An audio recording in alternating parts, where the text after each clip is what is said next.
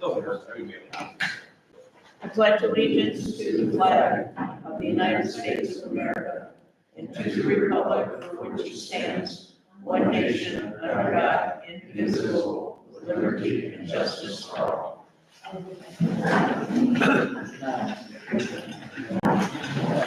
Okay, roll call here. Roll call, Bud. Present. Barb.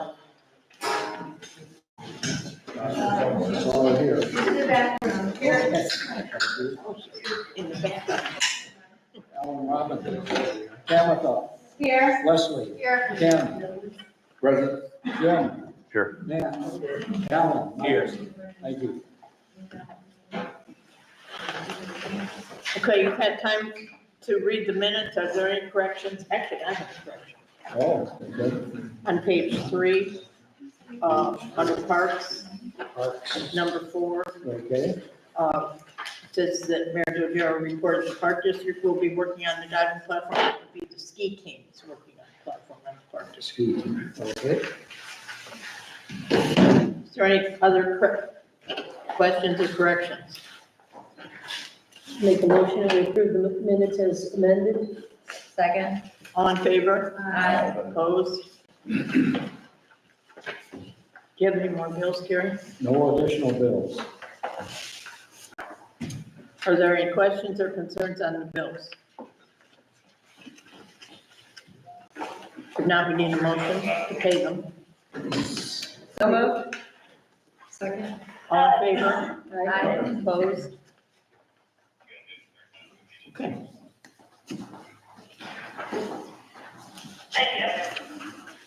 Okay, before we get started, just a quick thank you to everybody for, I know a lot of you were involved in making the 4th of July a very nice holiday here.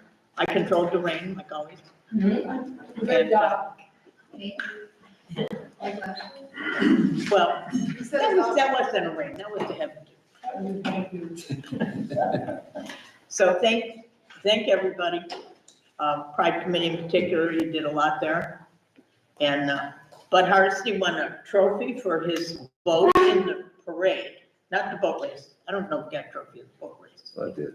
Okay, well, okay, double Of blessing. course you did. Anyway, good safe time for everybody. Okay, we'll start now with safety. Alan is not here. So Deputy Harhay will read the report. All right, for June, we had a total of 99 out of 100 hours that were allocated. Deputy Lyman 25 hours, Garbo 34, myself 40. Used approximately 35 gallons of gas, 616 miles patrolled. I'm not going to go through every single call. There was nothing of importance that really needs to be pointed out. It was total 105 screens made through dispatch to include calls and business checks. That's all I really have, unless anybody has questions. 4th of July parade went well, like the mayor said. Thanks for your help. I have a question. What's a traumatic injury? First aid call of some sort, could be anything. I mean, it could be somebody falling off a ladder, any Okay. splash. Trauma is anything that's not medical, Okay. injuries. I see a hand in the back of the room, imagine this. Last night, Jody's boat got egged. So what? Jody's boat got egged down on the beach, down at the docks. Okay, Did you guys respond to that? did they call? I have no idea, I just saw it on Facebook that he got egged. I worked from 6 last night till 6 this morning. I don't recall us going out there, so if it happened after 6, I don't recall us coming out there, which means nobody called us. You don't know, you don't call. Well, I didn't know anything until I read it on Facebook this morning. I knew at 8:30 I got a call, but they At said, night, no, this morning, but they were gonna call the police, file a complaint, so. I got off at 6 this morning, they should call. Maybe he upset somebody. That'll be the next month's report. But Go ahead. Jim, Yes, sir. 2 years ago, you wrote us an explanation of the law on underspeed, low-speed vehicles, scooters and all that. Electric? Yeah, an electric, and it was right, but they changed the law, Okay, and it went into effect 2 weeks ago. okay. And what it says now is about low-speed vehicles, mini trucks, motor-driven cycles or motor scooters. The law says nothing prevents a local authority from adopting more stringent local ordinances, resolutions, et cetera. So the way I'm reading this, the council could put more restrictions on these now because of this paragraph. So do you think the sheriff's department will enforce them if we put it into law? Any village ordinances you guys make, Yeah. we'll pass any of them, yeah. We're not passing, we'll enforce any ordinances that you guys Yeah. pass through the village, absolutely. Okay, well, before that, you couldn't restrict unless they were going on a 45-mile-an-hour road, Right. in some cases a 35-mile-an-hour road, but as I read this, and it's pretty plain, we can now do that. And this is the electric motorcycle. Well, it applies to, Yeah, electric is a state, I don't know, that's something we'll have to research, as far as I know, Sure. electric vehicles aren't included as a combustion motor. well, this applies to mini trucks, motor-driven, motor bicycles, and motor scooters. Motor, I think that's meaning gas. No, it says motor scooters, period. Motorized bicycles. Electric, it's a motor. Oh, yes. Yeah. How are they defining Yeah. motor? Yeah. You know, what I can do is, highway patrol, obviously, they're the, Right, I can call them when I come back to work and, get any clarifications for that, if there's been any updated laws since 2 years ago as far as electric. Those guys, when we have traffic questions, we always Right. call them and they're, you want an ORC section number? I think you've read it before. 4511.214, and this is paragraph D. D as in David. D as in David, and that would really help Okay. if you did that. Yeah, I'll call them and, I can call you or whatever. when I find Sure. out more. Well, I'll make sure everybody finds out about it. So along the lines of this safety, the other day I grabbed a video of 2 kids on electric motorcycles with helmets on, riding up the ramp. Mhm. We did put a walkway only sign. I don't think that's enough. If we don't intend people to be riding electric motor, initially we said no bicycles, walkway only, but the sign doesn't say no bicycles.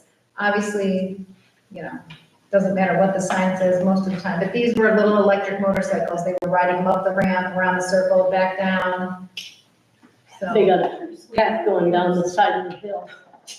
yeah, not these 2. I've never Well, seen I'm these. saying that there is Right. a path that they've worn because they ride up and down the side of the hill. Right. What would you want to say, pedestrians only for vehicles?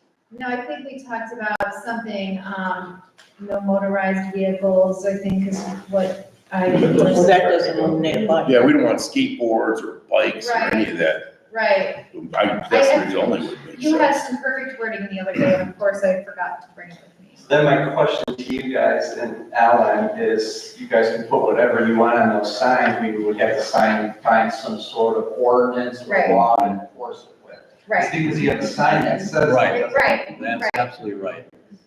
but this is a good discussion topic. Yeah, and this doesn't say electric or gas, it just says motor-powered, motor-driven cycles or motor scooters.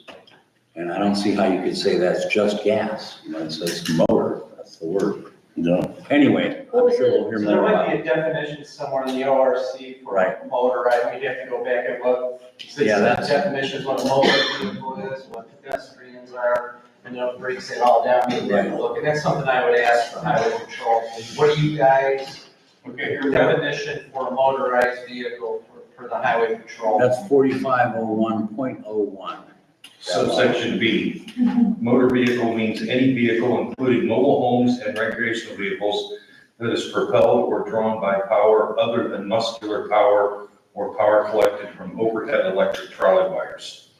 Motor vehicle does not include utility vehicles as defined in Division B of this section. Underspeed vehicles is defined in Division X of this section. Mini trucks is defined in Divisions B of this section. Motorized bicycles, electric bicycles, okay, so motor does not include electric bicycles. Right. So. Electric motor, what, a motor is a Well, motor? they said it two different ways. Definition 450101 subsection B. Look at subsection L. And YY and TT, because they cover different categories. Motorized bicycle or moped, this is L, means any vehicle that either has two tandem wheels or one wheel in the front and two wheels in the rear that may be pedaled and that is equipped with a helper motor of not more than 50 cubic centimeters piston displacement that produces no more than 1 brake horsepower and is capable of propelling the vehicle at a speed of no greater than 20 miles per hour on level surface. Motorized bicycle or moped does not include an electric bicycle. That was L. What was the other one? YY is motor scooters. But we're gonna get an answer from the highway Yeah, patrol on this. let them look it up, Mark. Yeah, I'm looking. That might go on forever. Well, Highway there's about patrol, you 5 or guys 6 know years. everything about traffic, I'll get back to you, and I'll print out anything that they send me, I'll have them fax it to me or email it to me. The issue is we're getting to the end of, we're already in the middle of July, but if you're bringing it to the next council meeting, now we're in August, 4 more weeks go by. I don't know. Well, just because I'm not bringing it up to you guys, it might have a lot of power to get that and enforce it. Oh, that's true. Just wanted you to know that. Bring it up. All right, thanks, Al. Sure. Okay, fire report, thank you, Jim. Sure. Chief's down at Columbus, the fire chief convention down there, I'm going tomorrow. So 57 calls in June. At the end of June, I can't remember if we were exactly at 400 or 401, so we're pretty much on pace to beat last year's by a little bit, so it seems like almost every year we're climbing. We were at Chippewa Lake 8 times in June. Almost twice as many of our calls are daytime than nighttime, which is fine with us. Good. 72% of our calls are medical calls of some kind. And the rest are right there in the chart.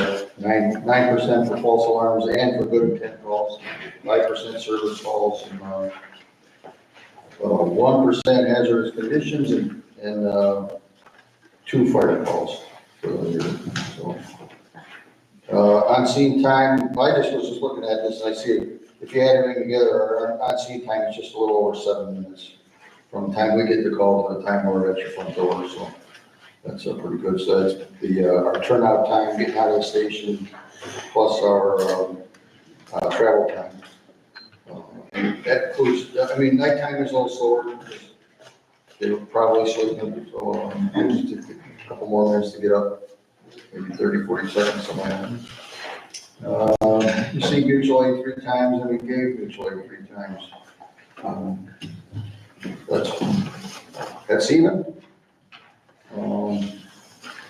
The notes on the back, we did some TPR, some numbers that had requested it. We did receive a grant for $3,746 for an equipment grant, training and equipment grant through Ohio EMS, and I can't remember what we're spending on at the moment, or maybe it hasn't been decided yet, but I think we've got an idea. Talks about some more training we did, pump training. Went to the slaughterhouse and did that. Looked at that pre-incident plan again, and first the last one was about fireworks, which is pretty much a done deal at this point. We did have a water problem even yesterday. I don't know if you guys noticed it down here. Did you have water here yesterday? Yep. We didn't have a problem. Chippewa Lake had 2 leaks. They had a leak in their 8-inch main that runs on the south side of the road, and then they had a leak on the north side in the 12-inch main. Later, or I don't know if they were simultaneously, but they fixed the one and they still couldn't restore the water properly. And then they had to look for the 12-inch main, which was in one of our guys' driveway, basically his apron on his driveway. So, they finally fixed it, they were there all day. A lot of, everybody on Chippewa Lake didn't have water, I think most of the people, so. The other thing about water is, they're still working on that tower. Have you guys noticed low water pressures? Yes. They're still working on that tower, and one of the guys from the Chippewa Lake, or from Medina Sanitary came over and talked to us and said there's a there was an oil well drilled too close to one of the Westfield wells that we get water from, or you guys get water from here. And the EPA shut that well down, the water well, because the oil well's too close. I gather that the oil company's gonna have to pay for them to drill a new well somewhere. to Fix that problem. So I don't know if that's in court or it's a done deal, I don't know. But I didn't get a whole lot of information. I don't think he knows a lot at his level, so he was just passing on to us what he knows. But there's one of the main wells is down in one of the Westfield wells is down. Which also means we're still not gonna be able to do hydrants down here, which we got till Thanksgiving, I guess, to get them done, but, Did they give you an ETA on when they thought they'd be done for you guys to be able to do the hydrants? it's what now? Did they give you an ETA on when they thought they would be They done? did, to do the hydrants? so they did, when they started the tower, they said 6 weeks. It's We've been, surpassed that. it's been way longer than 6, it's been probably 10. So, and I don't, still look like I got a lot of work to do at the tower. So I have no idea when that's gonna be done, but also the slip and slide day or the fun day. We're planning on bringing our tanker down to supply you water, but when the tanker gets low, we'll have to run back over to Fayette and fill back up again, because they're on a different water system than you are. Hunter's Run over there. Okay. We should be able to get water over there pretty quick. So we'll have to just limit how much water we use and, but we should be able to, So this year, we're not gonna get back should to be able to hydrants? get enough water to slide around a little bit. Okay. If you got the soap, we got the water. You've got the soap. You know, if anybody was here a long time ago, they told us that we had a water shortage in Chippewa Lake and that our well was running dry. And at the time, they would do things like shut down our water pressure to create this problem. Send letters out to residents saying, if you see anybody washing their car or doing anything, call the police on them right away. And it turned out the water department had turned down the water pressure. This is all a ploy to get water from Lake Erie. They said that if they got water from Avon Lake and Lake Erie and ran it down here, that we wouldn't have this problem again. Of course, when they ran the lines down here, they went through, they wound around through a lot of neighborhoods. And right after the water came here, they built the McDonald's at the truck stop and all these big things. And they did a lot on Columbia Road. Every place they ran the water line, there was housing development. So allegedly, we have Avon Lake water supplementing our wells when they go dry. Maybe you should ask somebody about that. I don't think our wells ever went dry personally. I think they just want to get these lines. I'm not a fan of the water guys. I argue with Well, I'm them. not either. They follow us around when we do hydrants, and they tell us we're gonna break the hydrant if we test it. That's why we're here, we wanna make sure they work. So we have to tell them where we're gonna be, and then they come and watch us sometimes open and close hydrants, like, Well, you're gonna that's, watch us, why don't you just do it, you know? We just do that. But a few years ago, they even, hydrant broke, and they sent a bill to the township to fix it. Because we broke it, you know, it broke while we were testing, and we're not, when we tested, we just open a cap and open and let some water flow and turn it off. That's all we do, but, so, and I said, if there's a problem, why aren't you guys fixing it? Why don't you do something about it? You know, if there's a problem in Chippewa Lake, but, I don't know. well, supposedly we're supposed to have water coming from Lake Erie to supplement our wells when something happens to them. So you might point that out to somebody. Remember that, Mark? You're the one I think of that might remember all that. I'll tell you the truth, I doubt that. I really doubt it, because you have the worst water, hardest pressures. You know, Hunter's Run has great pressure. We I have have great no pressure. problem with pressure. So, you know, I don't know what all the answers are, what all the problems are, but Well, be suspicious when they be suspicious when they say when the wells is going down. Yeah. So that's my report. I don't know if you have any questions, but, Okay.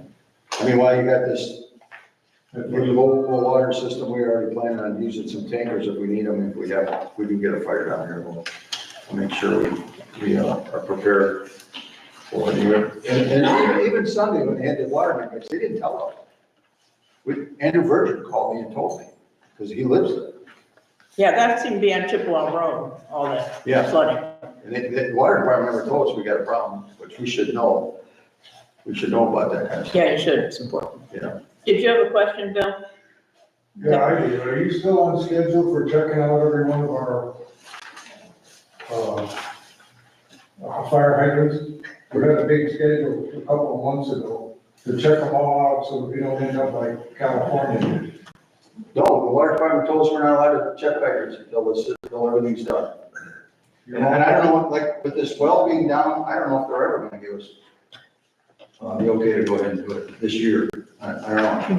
But when the tower comes up, we'll see if when they fill the tower back up with water, then maybe. So is the tower, one more question. So is this tower only fed with water from the well? Like it doesn't get any of the extra water that comes from the city? Because I know that they supplement us. So I don't know. it only, okay. I don't know where that tower. Yeah, that's what I thought, okay. Yeah, So it we takes should so be water. down on water. Well, we're only down in water because the tank's empty right now. Because they're working on it. Yeah, we call it a tower, you're right, it's a tank. Yeah. It's not a tower. Yeah, okay, Water that's line it. in Chippewa, it's empty right now. So There's a Yeah, million gallon tank and it's empty. but that's supplemental. No, that's where our water comes from normally, is out of that tank. Right now, it's getting pumped in from other places. Oh, I see. Where it gets pumped into that tank and we use it, the pump doesn't have to keep up with the tank, because there's a million gallons of water there. So that we don't have that supply right now. Okay, is there any other questions to Mike?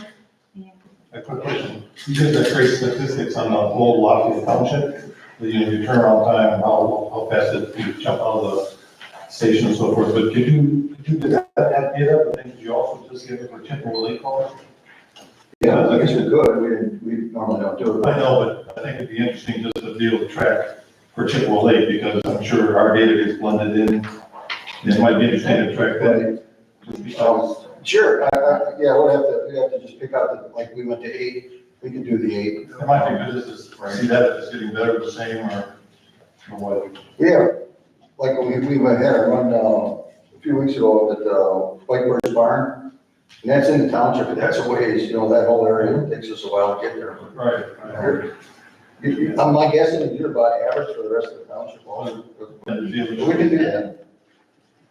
I started thinking like the police report, right here, just about Chippewa Lake, because that's what we're all here for. Okay. Thank you. All right, thanks, Mike. Okay. I have a report here from the Medina County Park District, their monthly report for June was verbal warnings.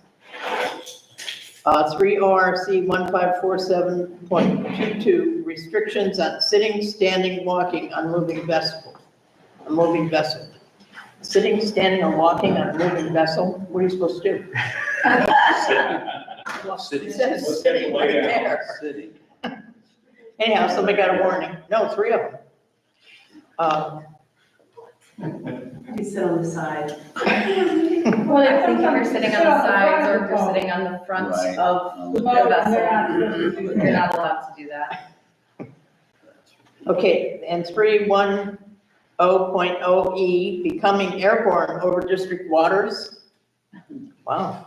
1 ORC 1547.15, observer required when towing skier.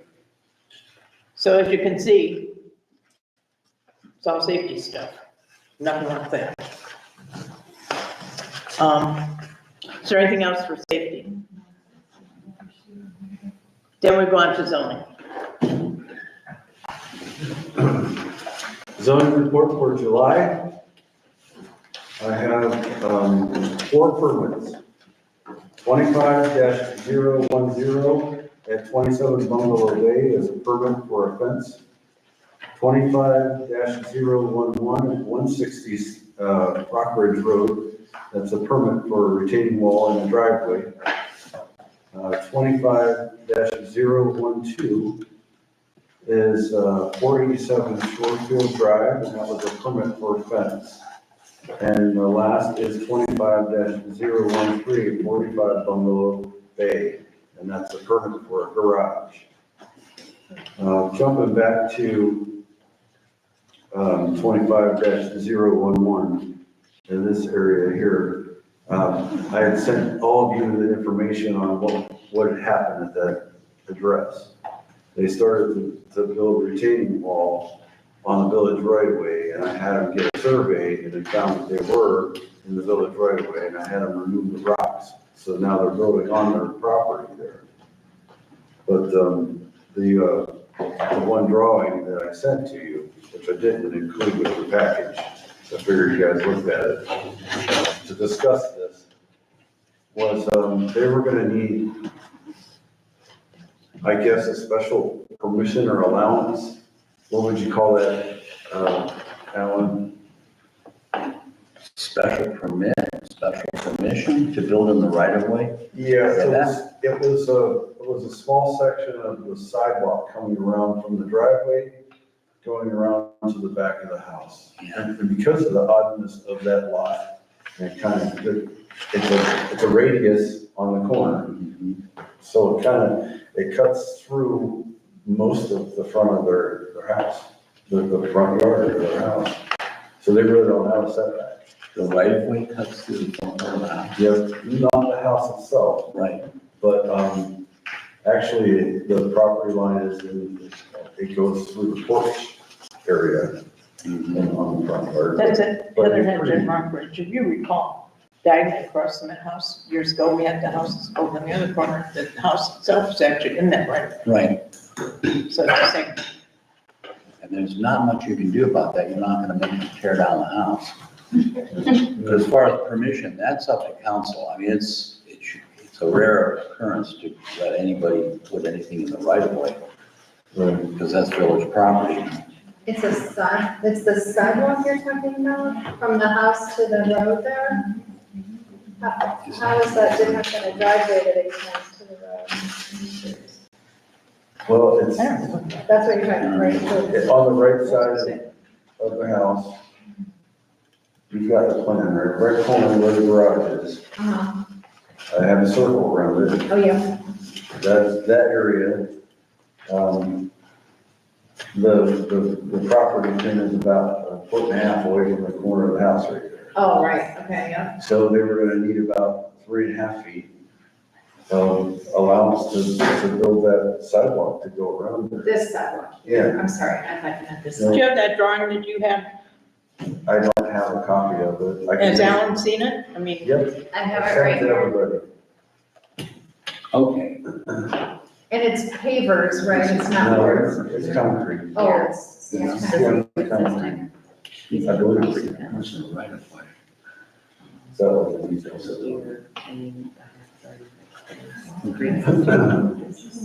that the one on the circle? No. Jim, what's the right of way? What's the right of way for Heatherhead? Oh, I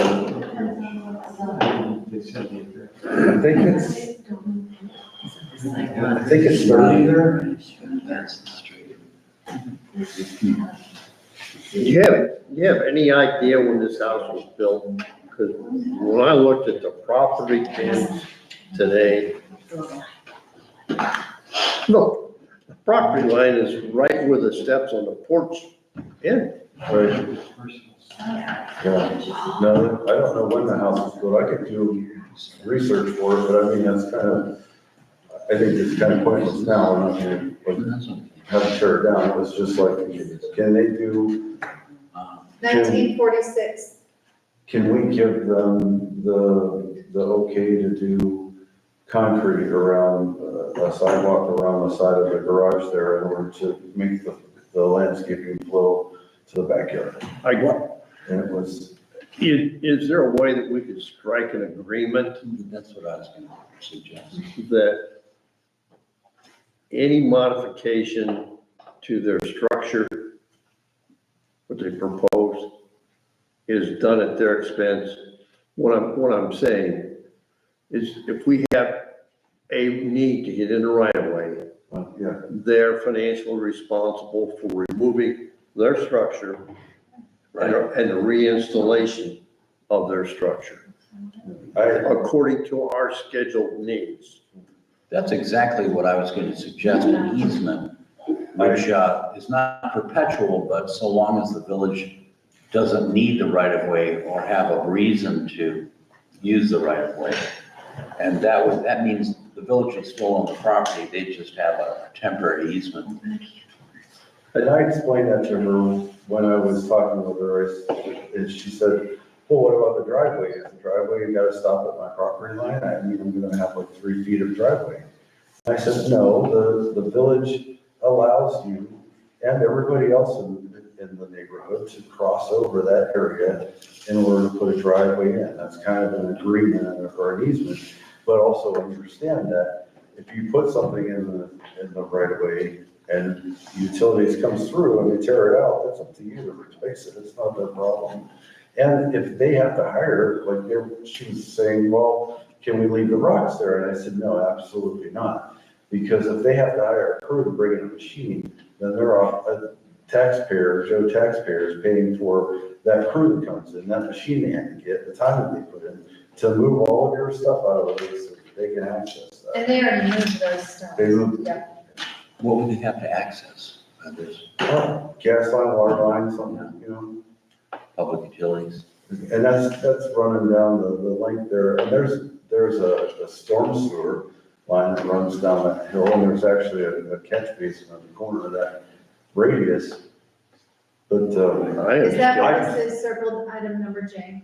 Oh, yeah. Storm sewer. Joe's storm I'm sewer. trying to garage. so my thoughts were in line with what we were thinking there, was, I mean, there's a certain allowable thing that we do even for driveways to pass over, but it's not the village's responsibility to replace any of that. If they've got to tear it out, they're tearing it out. They did all that without permit, correct? Everything that I could permit is on permit. Did they have the permit in the first place, or I thought they They did? did not. Okay. They did not. But they had only removed landscaping that was there and were replacing rocks. And those are more permanent rocks than just building a little rock wall, so. So is there a way that you can strike or prepare an agreement? Sure. And I'd have to put an escape clause in it, that if the village ever needed to get into a utility or in any way disturb what's on their right of way, they can, or cancel the easement. I mean, it would have to be set up that way. But the easement will at least give them a right until there's a change to do it. But yeah, and that can be written up, be recorded. And attached to their deed? Yeah, the county recorder's office, it would show Yeah. up. How do we attach it to their deed, so in the Well, it's future, not really they're attached. not there, and then a new owner Right, is there, it and they wouldn't be have no attached to idea? their deed, it would be recorded as, Like, how do we find it in the future? because it would show up in a title search on that property. Okay, Because it would reference the property. Is that how it is with those two properties that have garages that are attached to their house? I don't know that was ever formally done, but I know it's done for the driveway Andy was on the one of them. circle. Andy has one of them. Yeah, he and, does. the one- We have an easement, don't Terry we? Gray had one on Richard Drive in Rockbridge. Right. How do people know in the future that happened if we don't record it somewhere? Well, you got it. Well, do we record it? Do you? I had it done for your property, right? Correct. It's on record. What about the Richard Drive one, where the house is? I don't know, Terry I don't remember doing Terry, anything. Terry Gray, remember Terry Gray, Councilman? It was his house and he built a garage across the road. Hmm. Oh, somebody else owns that now. Right. I don't remember doing anything. That doesn't mean I didn't, but, Maybe you should check. it's something we ought to look into. Kind of an address. I think he did it. Anybody know Kathy Elias's address? It's So we can certainly look it up. It's on Richard, and the garage is on, Rockridge. Rockridge. You need- The house is on Richard. I might be able to find it. You need me to look it up? I know they can all grab their phones and tell us. Yeah, I can't right now. I can pass that one. Yeah. No, Richard is.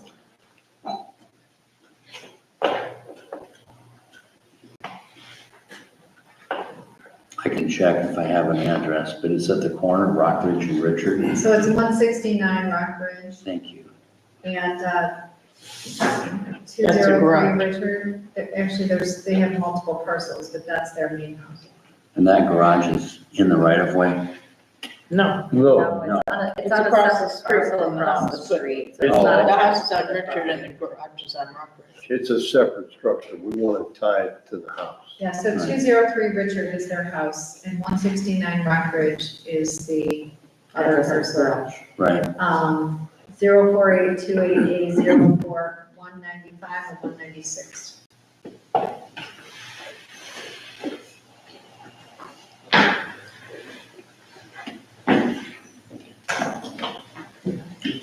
That was Terry Gray's property. It was. When did that happen? Right. It's now Richard and capitalized.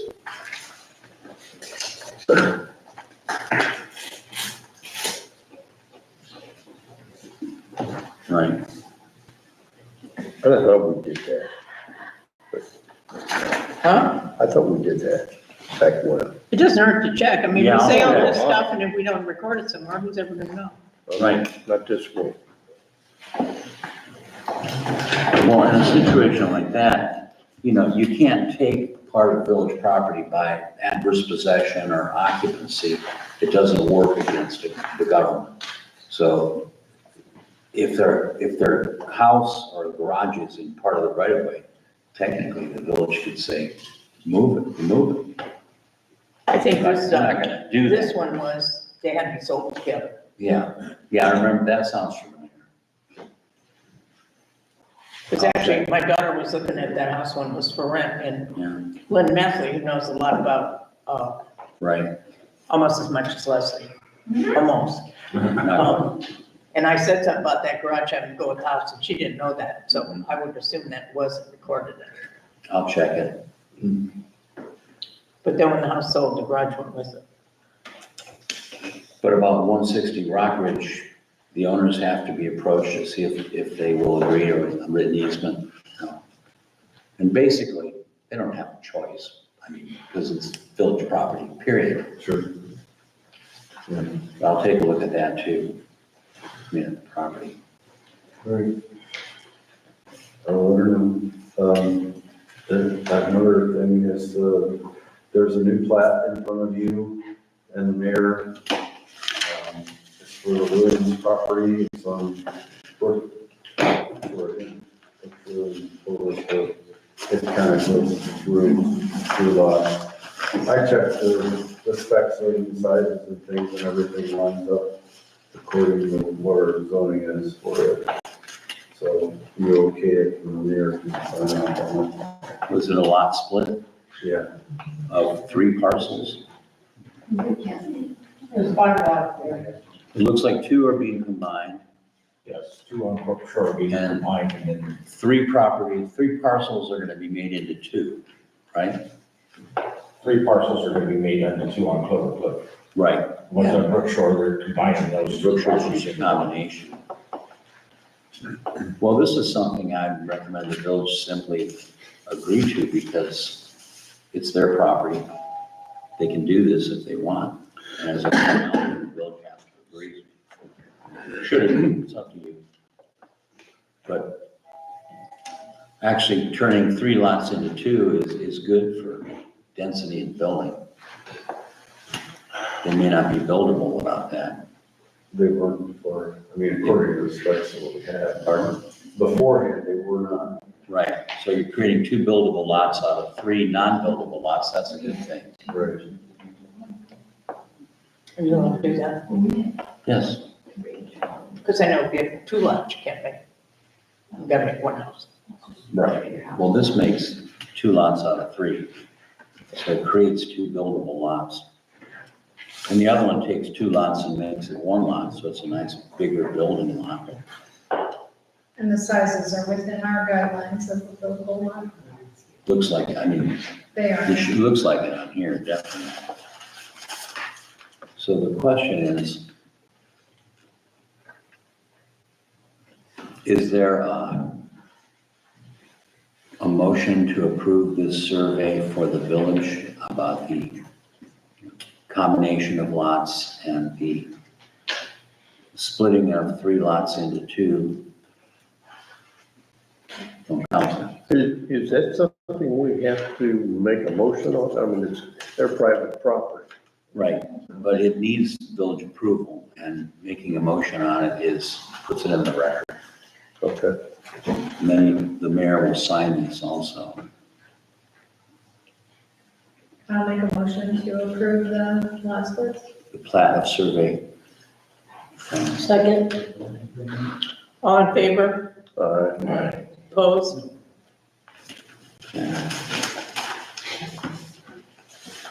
good. Legal descriptions here. Those papers all say the same thing. Huh? Those papers all say the same I have thing. a question. Yeah, I think they're for different parcels. I don't know if this says it all. But when you combine lots or split a lot like this, you have to have a new legal description for what you're creating. That's what these are. And they'll get new lot numbers. Where do I sign?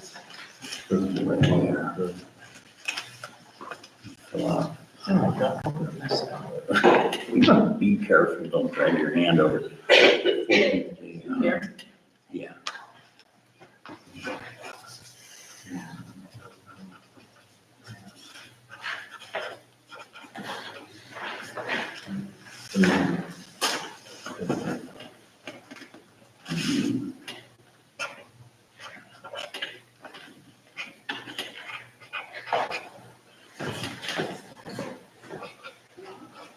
Do we keep one of these, or?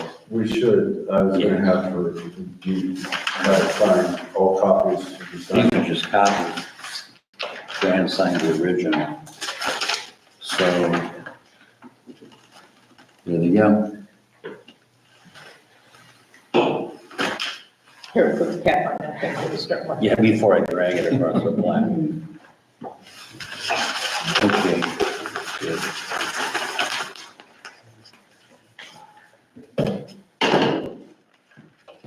What is this, Jim? That is with the variance, that is, they That's brought, what this? yeah, they brought that as more information. You get pretty good enough with addresses on them. Good. You know, so I'm very clearly, it's especially to,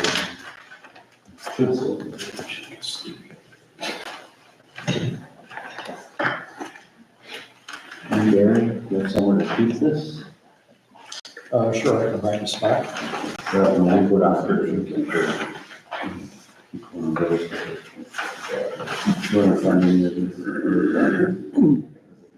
I don't think it's necessary. This is the one that gets recorded through. And I don't know which of those are different, but I don't think they need those. All right?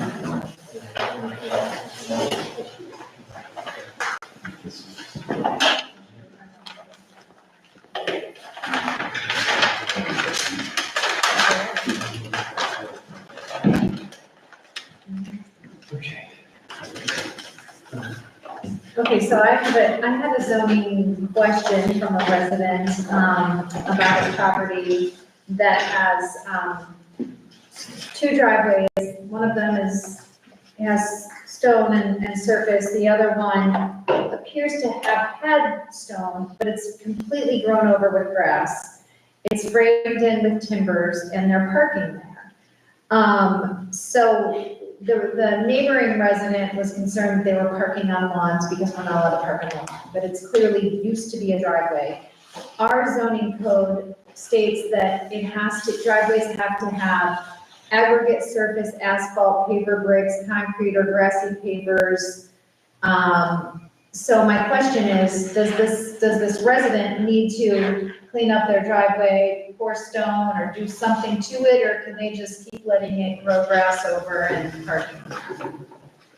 So it's more of a parking pad, right? Instead of- Right, yeah, Yeah, they should be, they need to be compliant. They need to comply with that.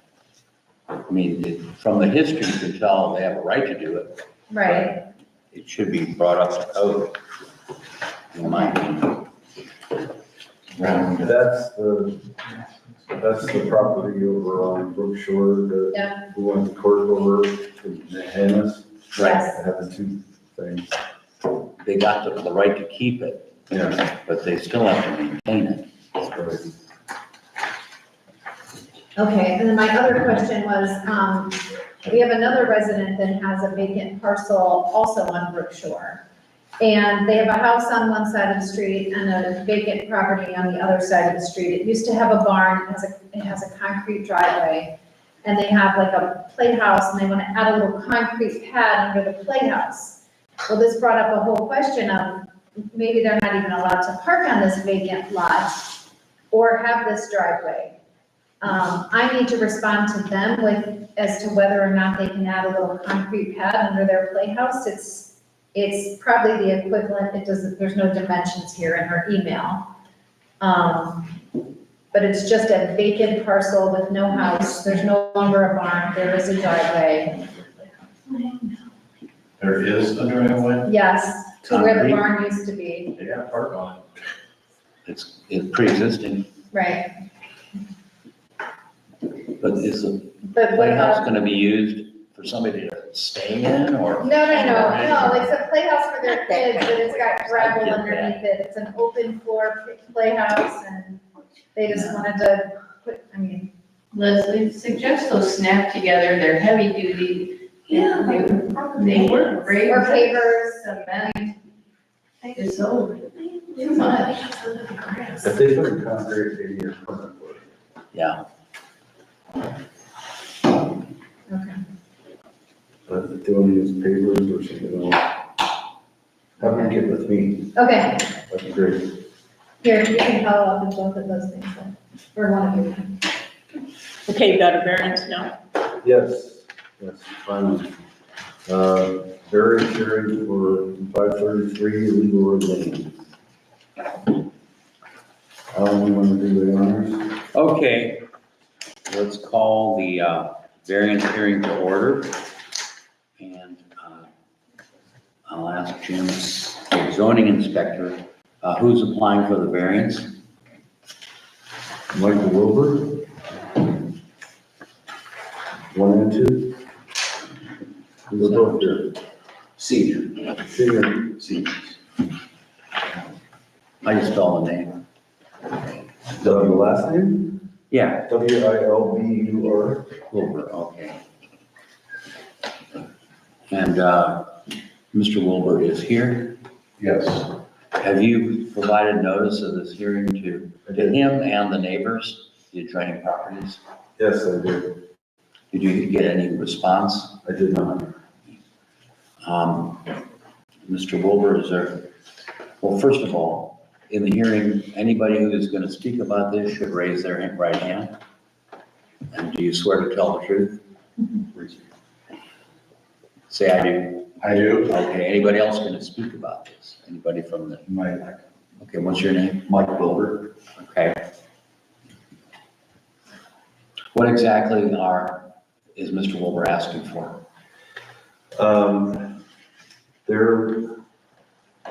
Let's start in the front of the house. Along Leroy Lane, they tore off an old porch that was there. They've been doing some waterproofing and stuff on the house. And to replace it, they were gonna add a little bit more to it. The porch itself that they tore off was already non-compliant with the setback. So now, as you can see, it's going to end up being 11 feet, 0.44. So I guess they're asking for a 10.5 foot variance on the front of the house to include the porch and steps. So, the setback requirement is 20 feet from Leland Lane. Correct. And the steps there are the 4x6 area, which will bring it closer to. So not counting the steps, the porch is 15.29 feet Correct. to the road right of way. So that's really the variance for most of it. Anything else? Okay, if you look at the bottom of it, the south side, there is a proposed garage that's 28 by 40. The front corner, it would be, if you're looking at it, it would be the front left corner of the garage. The foundation is going to be within the setback, which is a 5 foot minimum, but the overhang may be going into that area, so it's going to need probably that 1 foot variance to allow for an overhang. He described the construction as being pretty tight to the wall, so it's not going to be probably even a foot. But it may be. Is that gonna be what? It may not be quite as big as a foot of an overhang, but at least in that front corner, it's going to be an issue because it'll go into the setback of 5 feet. So I suggested that we discuss that as being a 1 foot variance on that side to allow for that overhang. Just for the overhang? Yep. Because the structure is going to be within the setback. Correct. So that's the second request for variance. Anything else? Yes, in the rear, there's a proposed 3-season room. It's going to be covered area. And as you can see, it's going to be, it requires a 10-foot setback in the rear, and it's going to be over the setback. The measurement they have to the foundation is 6 foot, so they'll need a 4 foot variance in the rear to allow that. That's swamp land back there, isn't it? Yeah, that's up to the park district. Yeah, park district. Yeah, the park district is the property right directly behind that. Were they given a notice of the hearing? Yes.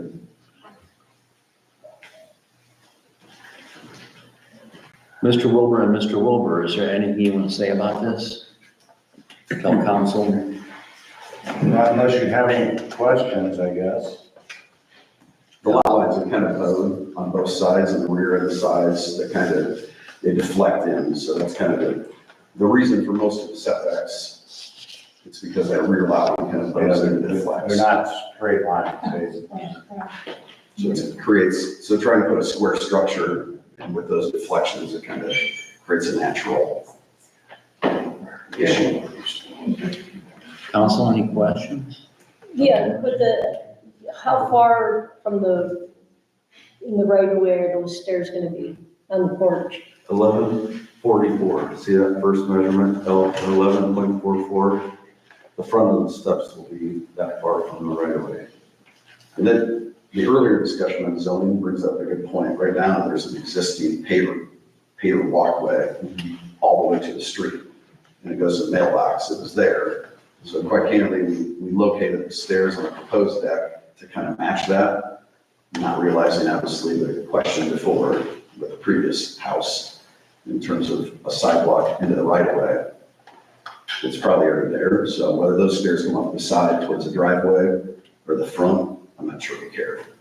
Oh, I see. So you're saying that if we The stairs, don't want the stairs coming off the front, they could come off the side, but you were just gonna put But I don't them know at if the that side. creates I another- prefer them to go straight out. just for balance on the house to make it look And aesthetically. there was a sidewalk that went straight out. It's there, right there, it's there. And I think from aesthetics, and making it look balanced, I think it would look better if they come out the center in the front, but Why aren't we using the original footprint of the porch that was taken off already? So the question, once we get the angle roof and the gables to match up, trying to go 6 foot off and trying to get that slope to match, it just. Aesthetics? And it adds 2 feet to it, it makes it a usable space. Correct. So it's only an 8 foot deep deck, which is nice for a roof. And it's perfect. Do we know if there are utility lines or what's running under there? They're all marked. We got them marked last couple weeks ago. There's nothing outside of just private utilities within the proposed structure. Do we know future road projects, how much the road is gonna be widened on that side of the street? Because I know Can you say that again? the right of way, I know the center line is never really, it's not the center of the road. It's offset on most of them. It's a 40-foot right of way. Fully learned there. But that never changes the lot line. Okay. So with that 1144 is the property line. So it never changes. Is that going to be a covered deck on the front? Yes.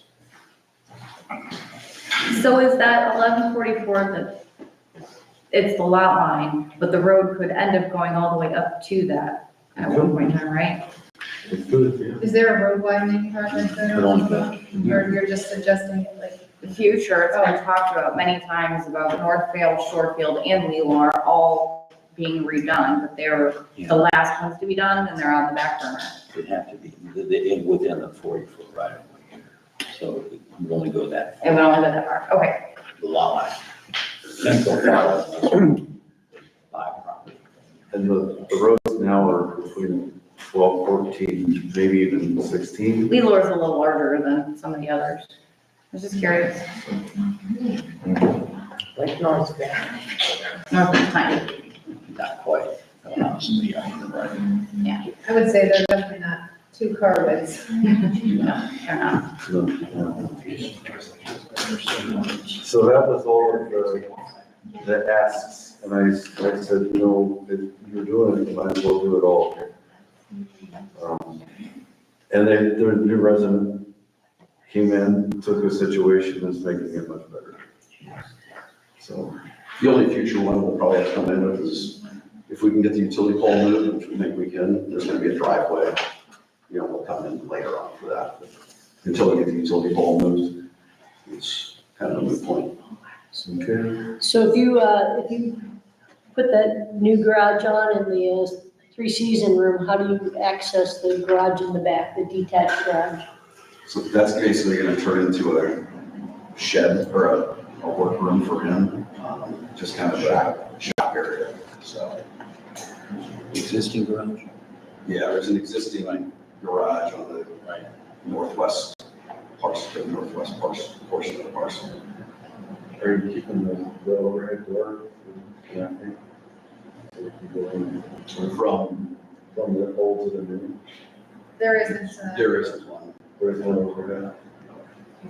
Part of the proposed addition is actually kind of, Leslie knows this from selling it, but it's the back room that was created is detached from the other part of the house. It says existing garage, but it's not really a garage, it's a Yeah. finished space now. Okay. It was a garage years ago. Oh, sorry, yeah. That's originally. Years ago it was a garage. Okay. And I know that the attached garage in the back was within the last year. Yes. Part of what we're doing too is we're fixing all the roof lines so they all match. Yeah. Just from aesthetics and make it look like it was all one versus, Chopped up. yeah, chopped up. Some along with them. Spending a lot of money for looks. Yeah, but she appreciates it, doesn't she? Any other questions or comments from council?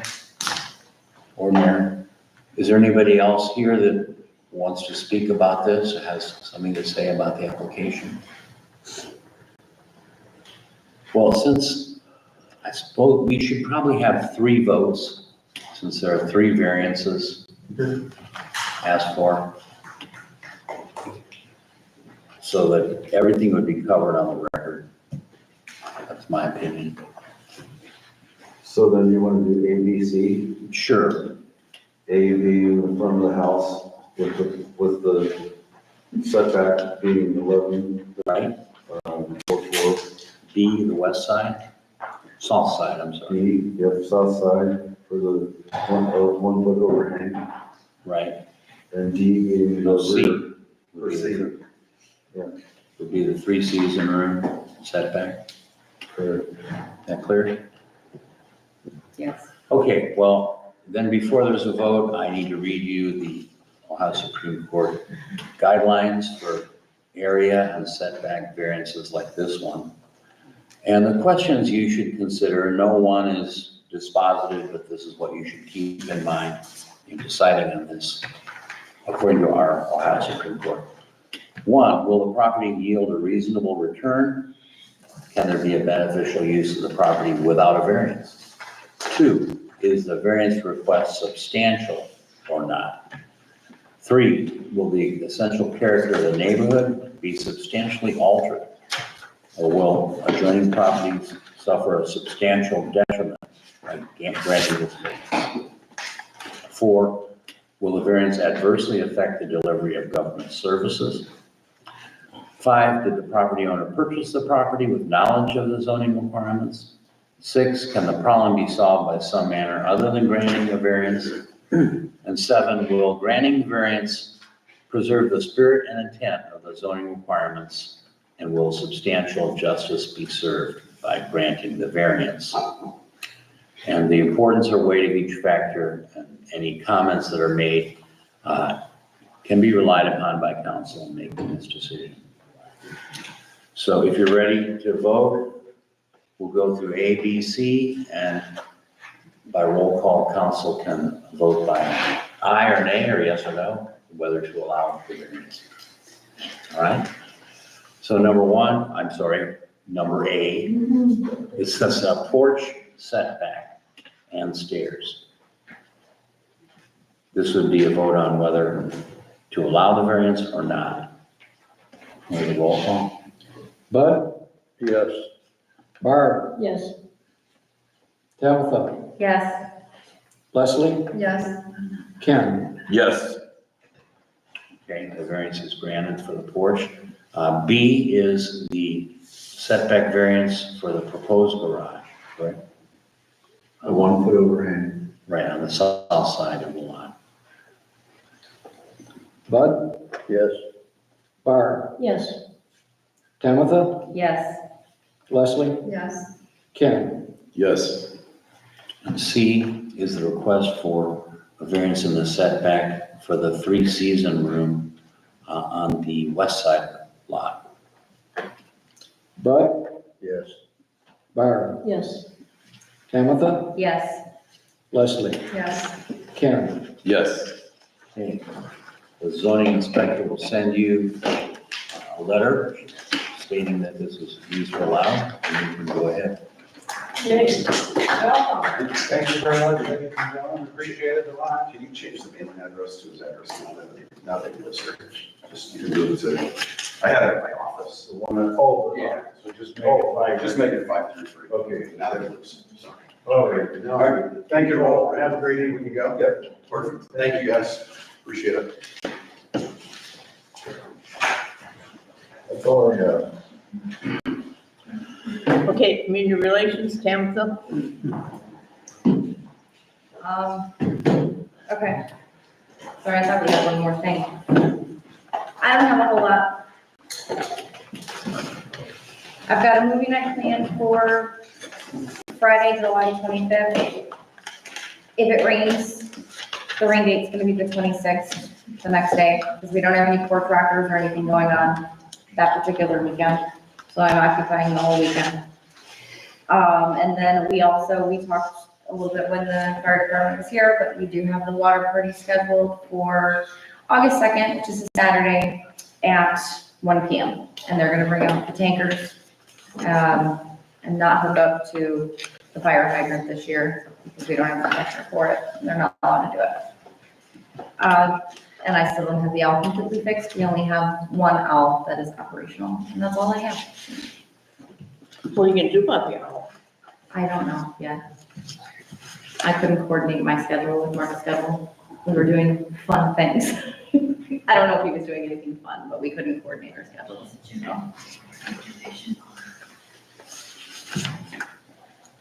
Okay, we'll go to building and utility, Barb. I don't have a whole lot going on. I was requested to ask to check the cameras.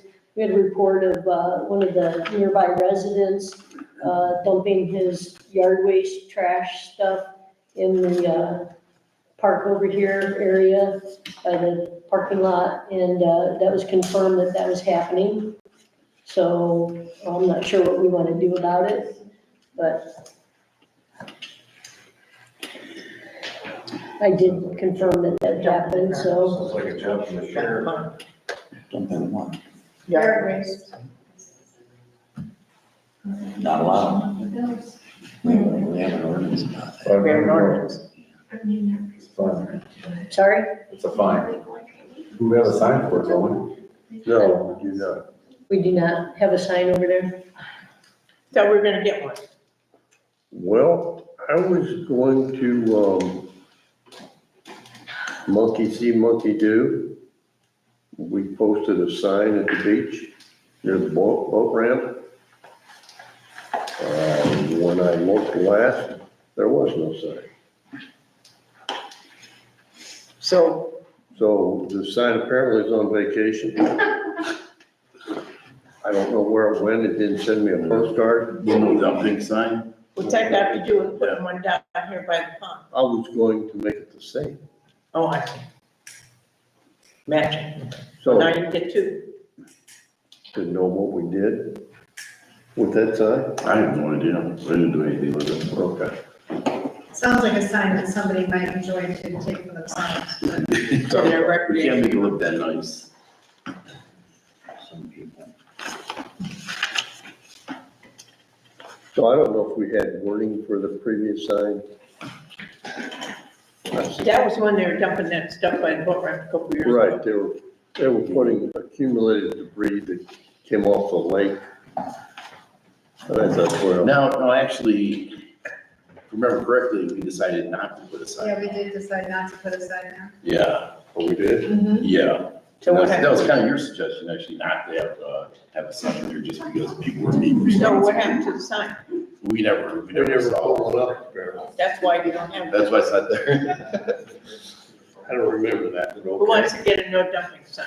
Yep, but we could have one. Regardless, should these people be talked to? We have them on video camera. I've had multiple reports of them dumping and finally Barb got them Are on they camera. local residents? Yes, right across the street. Right across the street. That'd be like me taking my yard waste and dumping them in Joanne's yard. That's a job for the Well, sheriff. I don't need the Dumping in explanation the of park, you live in a dumping, storage. I just, we don't put it in. So they could go, even though it's not happening right at the moment, but it was seen, they could go talk to them. Is that what you're saying now? Sure. Well, it can be charged. We have an ordinance, no dumping of household trash and waste material in public properties. So, And it's a fine of up to $250. so I guess the question that Does comes the guy to me, live, does the guy live in Lafayette? falls to zoning, or is it No, it's not. the county sheriff? Can you send him a warning letter from you that would like say, we're giving you this warning, and if not, you're gonna be fined? Yeah, because there's no sign there, so you might. We have it on camera, we know This this. guy house across there is Lafayette, is that which house it's coming from? I don't Yeah, it's in Lafayette Town. But the dumping's on village property. Right. It's in Lafayette Township, but it's village property. Right. No, I meant where the guy lived at dump, because one of those houses over there, right across the street, is Lafayette, and the other one on the corner Joanne, is Chippewa Lake. right here, across the street on Circle Crest, not on Lake Street, Not on Lake Street. right here. It's not Okay, that guy, it's that guy. okay. It wouldn't matter, would it, where they live? No. Okay. Wouldn't matter what matters is that they did it. Does it matter that, I know we own the property, does it matter that it's not within the village limits? No. Because this applies to all village Village-owned all property. village properties and park and recreational areas of the village. So if we're giving them a courtesy notice, who's doing that? Glad to, but I need the details. You got that information? Yeah, I'll give you their address. What have they done? Yard waste, More than once? multiple And it was times, but somebody specifically got a time frame, and Barb was able to pull it up on the video cameras, so. So we know who it is. And you saved the footage, obviously. I did not. You have the time frame? I didn't, because we have done this many times and we don't do anything about it. So, not this particular, but there's other stuff that I have looked at that we foo-fooed off, so I did not Yeah, say. like what happened to the guy that was stealing, going through people's mailboxes, and we got him on camera, we know who Nobody it is. nobody ever, I spent hours looking at that. And I think I did take screenshots of that, but nothing ever happened with it, so I didn't save this one. Well, if we do report, like, did They you? might still be on there, it might not have gotten overwritten. Can we try and save it, seeing as I think we've mentioned this at council meetings for the past I can 3 go- months now. I can go back and see if it's been And overwritten, if we're I gonna doubt send an it. official letter, We have like, we kind of need the proof if they deny it. I do, we should have a sign there though, that way they can't, they can't deny, they can't say, I had it, no, we weren't able to dump that. Should we have a sign? Ignorance is not part of the law. You can't dump on it. We have a law that says you can't do that. Ignorance does not. No, technically not, but, No, it's you know, not. that would It's not a defense. that would take it off the table if there was a sign clearly posted. Alan said, Ken Allen said it's okay, right to it. I don't see that the sign matters. I mean, you ought to know better, and we have an ordinance that covers. Yeah, he knows it's not his spot.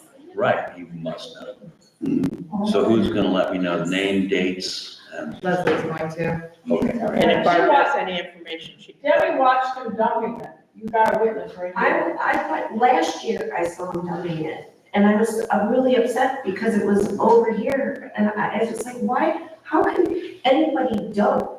And then I watched people dump the grass into the pond after the guy cut the grass as I was going, like on another spot, somebody else on the same day, and I was really upset, because I don't agree, why do we take our stuff to the dump? Just put it in the pond or put it over the thing, because everybody else seems to do it. So it's been going on a while. Do you know who it was that you saw? I don't know their name. But you could Yes. identify them in a lineup. I can see the garbage. You're gonna have a lineup? No, Exciting. it's up to you. I don't know. I'll be glad to send a letter. Okay, send me the info. Okay, anybody, Barb, you got information for oh, Alan? well, yes, I also had a request to check the cameras to see if the vehicle with the elderly man who took the package off the front porch was on the cameras, and that was not. So, and then, let's see, we did have some, Debbie Horning donated these flags for the village that we could hang. And one of them was flown over Camp Liberty in Iran. So it's been donated to us. Thank you. And I apologize, but I did get the information and I overlooked it. But I do have a thank you card that I'm going to be sending to Thompson Electric to get the electricity hooked up to the pole down by the Reese's Pond. Thompson Electric came in and gave some guidance and did not charge us for that. So, for that information, so I do have a thank you card for them, so I'll get that out. But I had the card, but I didn't think I had the information and I overlooked that, so I apologize, so I'll take care of that. And other than that, no, it's pretty quiet, just a couple of groups using the building. That's it. Okay. There's complaints, there's people that have talked about the air conditioner out here. I think the fan is hitting the, not the shrub, but the box that the air conditioning unit's in. Shroud. What's that? Shroud. The shroud, thank you. Okay, I thought you said shrub, sorry. But if we remember that was hit a few years ago when that bollard got hit.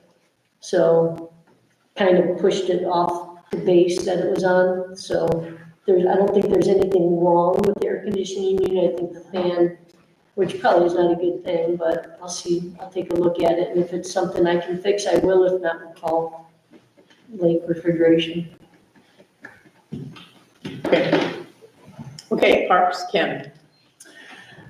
We got 40 tons of sand delivered at the beach. Good, Chris Wozniak, he kind of fluffed up the sand. We had to spread it all. Looks beautiful. Best beach on the lake. That's so true. It really is. Where'd you get the sand from? You know, I don't remember. It was the same place we've local? always gotten it. The same place we've always, and I don't, at the top of my mind, I don't know.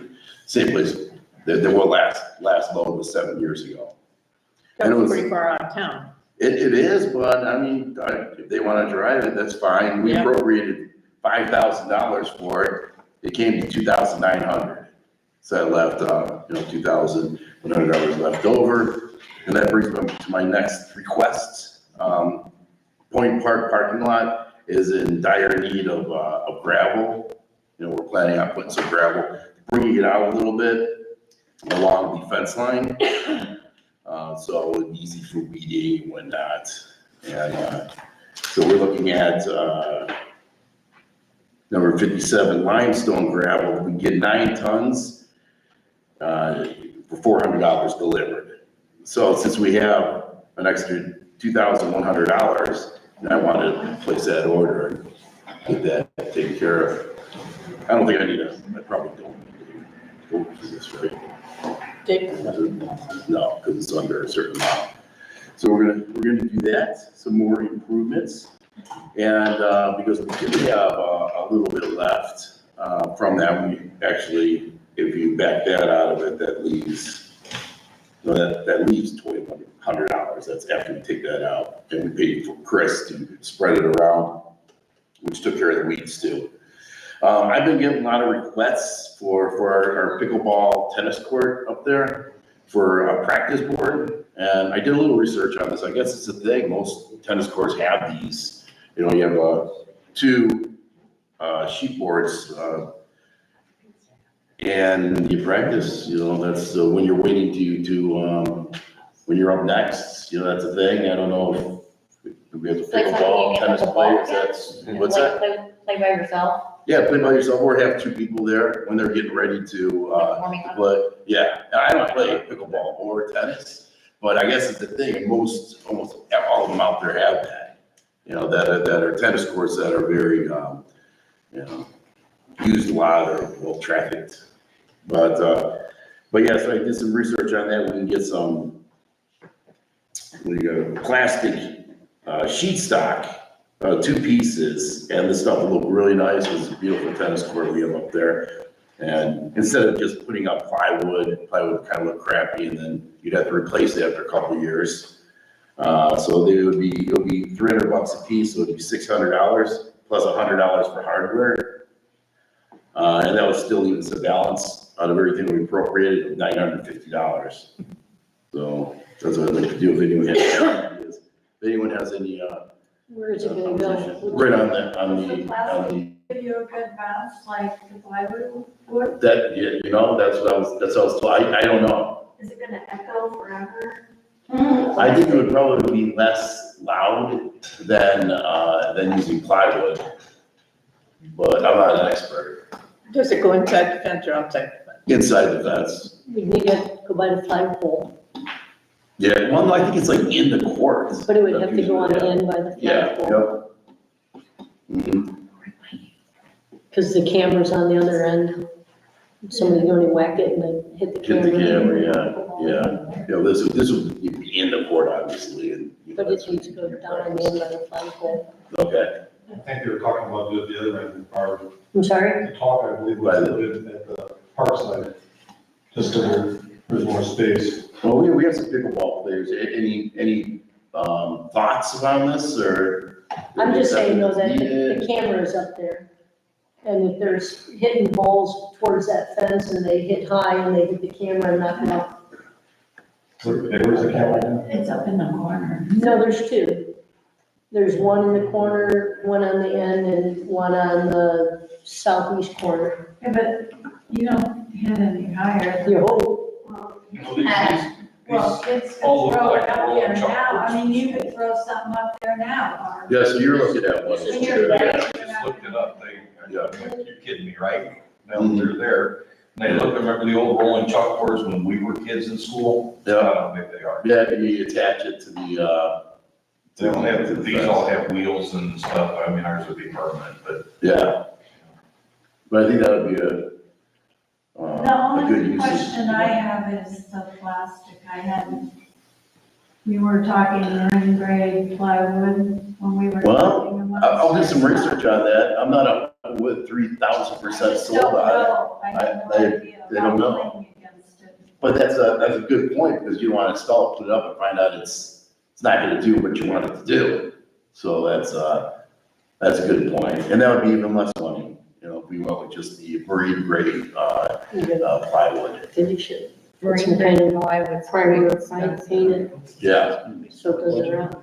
You got it. It's concrete, those things. But what about the weight? What about the weight, hanging it on the fence? It's not. I wouldn't think, I Plywood don't versus know. plastic, I don't know. Yeah, plastic would look like dirt, like, maybe I would rather have plastic, not if it's not gonna work. Isn't there a football thing or? Maybe we should go someplace where they have this and see what they have them. No. That's a good idea, yeah, I'll put the big Yeah, that's what their fences are. There's Some of these even have targets on them. There's most of them, Does it show what they're made out of? I don't see anything made of plastic. Let me just make this. Who would? It's a rebounder. So I think we need to do a little more research on this before we move forward with it. If anybody can maybe send Ken some information of ideas of what they would like to see there. And then Ken can do some further investigation. Or get John Tandor on it, he finds out. Yeah, he did an amazing job of helping to find the board itself. Maybe he would be interested. Yeah. We should ask John just for I fun. mean, I researched a couple people that had plans for it and they all used plywood. That's why I'm asking. I'm not saying the plastic wouldn't work. I just haven't heard of it being used. Right, but I think a little bit more information before we spend money would be necessary. But it's gonna be, it'll be well, no, it wouldn't be under, because if it's, if we're talking You're talking 600 for the plastic, marine grade. 600, yeah. Marine grade is probably more expensive. Yeah, marine grade is more expensive. marine, opposed to what the plastic? I mean, Yes. how much is a sheet of marine grade, plywood? Anyone know? Yeah, it's about $130. 130, so it's less. Who suggested it? Have they already seen one at another? I've had multiple people that's talked to But me. where did they get this idea? Have they actually seen, my daughter had a rebounder for lacrosse. Yeah. It's a large net attached to a frame by springs all the way around, so it bounces because of the springs. So it's just a frame. I mean, I'm looking at the pickleball rebounders, that's exactly what they are. It's a frame with the netting, just like the lacrosse ones. So, I mean, it's more than just attaching something to like a frame. You need the springs to make it bounce back at you. No, I did see polyvinyl chloride for the one that's on Amazon. Yeah, but that's when you roll around your house. Okay, more research. And then decisions. Yeah, just, That's what I need. my number, everyone has, my number's on our village, website. Feel free to give me a call or send me an email and whatnot, but, we have some extra money that I think it would be money well spent, as long as we get what we need. But, What else you got, Ken?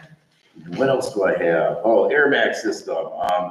We have it's tentatively, installation date would be July 30th or 31st. That's a pond. Have what's that? The pond, yep, our airbag system. Have a little bit of difficulties getting, helpers with it, but I think I have a few people that will give me a hand with it. So hopefully that happens if we get everyone together that day. And then we discussed this before, and I have the signs,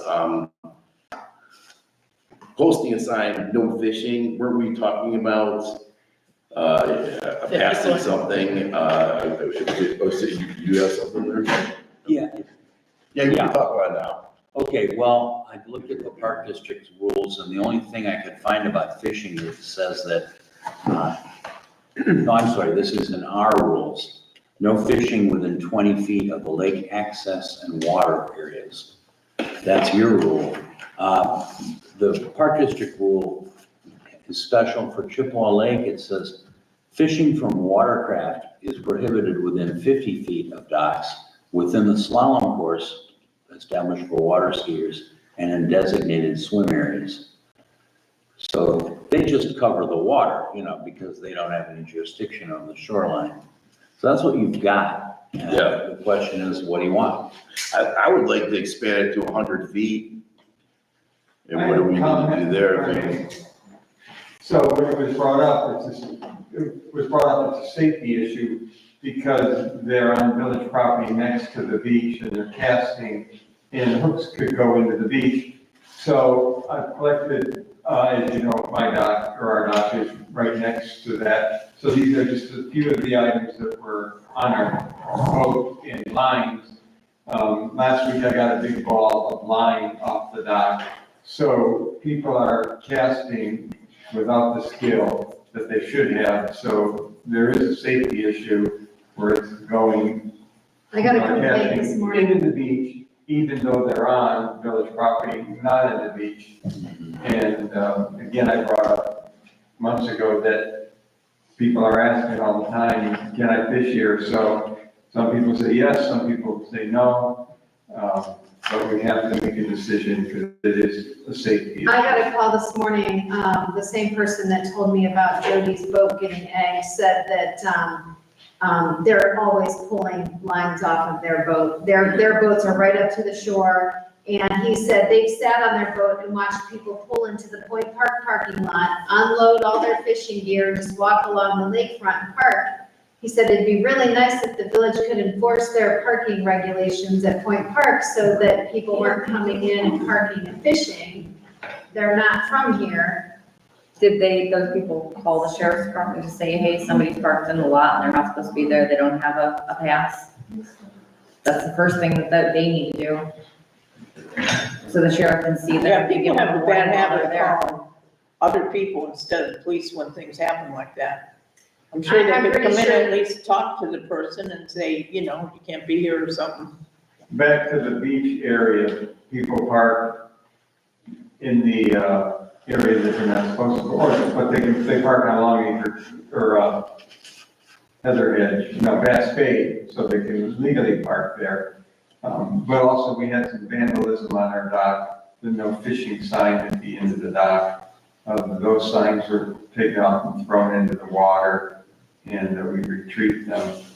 But there's confusion and varying opinions on it. Well, last month, I think I told you what Alan said, he wasn't here, but he said that the deeds to those properties on the lakefront, from the bridge to the Oaks, not from the bridge to Alan Robin's house, but from the bridge to the Oaks, they're for the residents of the village, for their recreational use, and fishing is kind of a recreational use in some people's eyes, not everybody's a boater. Right, but I brought up the issue, the property right next to the beach is village property, so that's nothing to do with. Well, that's the part where they want to make the sign where there's no fishing on Right. that. Exactly. What you're saying, 50 foot, how big is that? Well, 50 feet I would like 50 feet. I think 100 feet would be way too much. But I think 50, it was up to me. I would say they can't fish at all down that way because. What's the frontage from the village property? Yeah, Lot less. Bigger than that.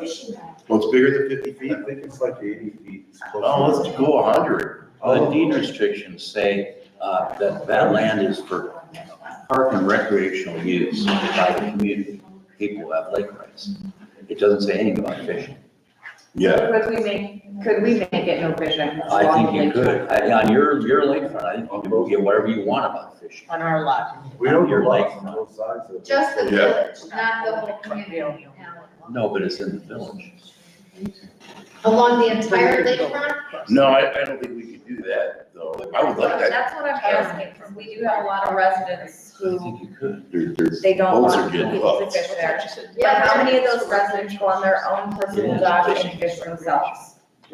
Well, I think we can probably do it. I don't know, they're not allowed to do it on their dock, are That's they? what it says, park and rec. I was down. They are. Yeah, yeah. I was down at the beach today cutting grass, and there was a guy that was fishing in the area that you're wanting to not allow fishing. His girlfriend was sitting on a blanket, or wife, whatever she was. By the time I got over there to cut that lot, they were wrapping up and whatever and stuff, and they left, and they went over to their truck that they parked in front of the beach entrance, got in their truck, and they drove down the road. And I know they didn't have a beach pass or a parking pass or anything, and they probably weren't even from here. There's a lot of people that are coming in from outside of Chippewa Lake that are just doing what they do. And No. I have people say, oh, when I was a kid, I've been coming here for years. You know, but Well, you guys are gonna have to start, when you see stuff like that, you're gonna have to start calling the police. well, is it illegal or is it legal? Well, It's the illegal deed to park there. restrictions down there, for one thing, are for residents only. So if they're non-residents, though I understand that one guy this winter that everybody was complaining about, that parked his truck funny in the beach, He's a that he is a resident.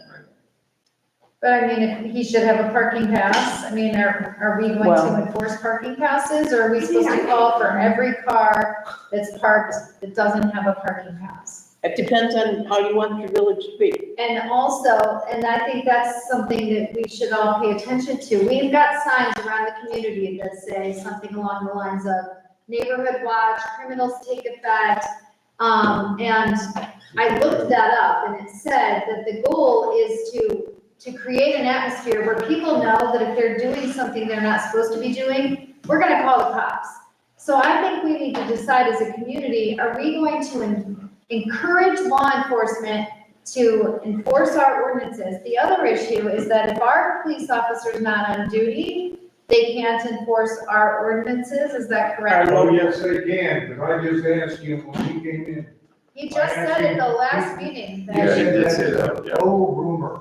he said it himself at the last meeting, am I wrong? Yeah, he said that. He said- If he's not out for us, if he's No, not patrolling for us. No, he said, cannot force he's it. not, does not have to be here. No, Ask him. no, if they are not patrolling our village for us on our dime, they cannot enforce those He just ordinances. said that was wrong. They have misunderstood what you asked. No. Wait, Yes. hey, Because he stood right here in the council meeting last month and said He that. told us. I'll call him and ask him. okay, again. guys, Get enough. back here. Well, I know, the sheriff said his policy was, unless there are police under contract, they won't enforce our local ordinances. But Don't spend time here. if they don't.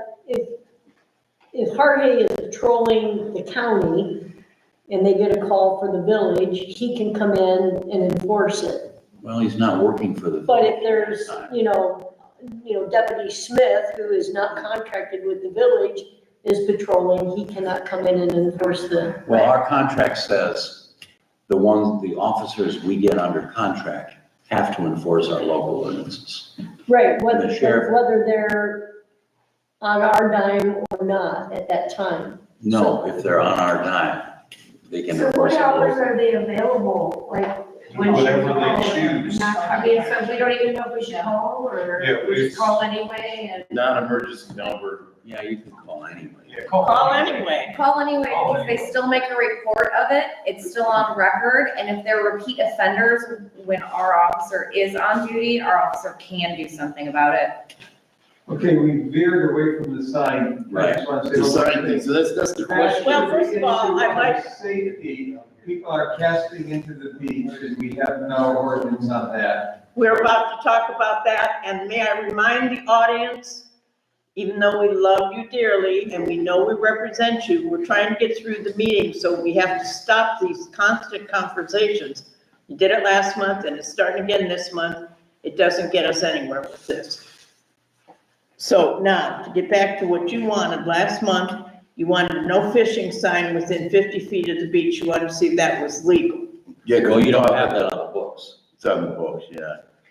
But can you have that? Sure.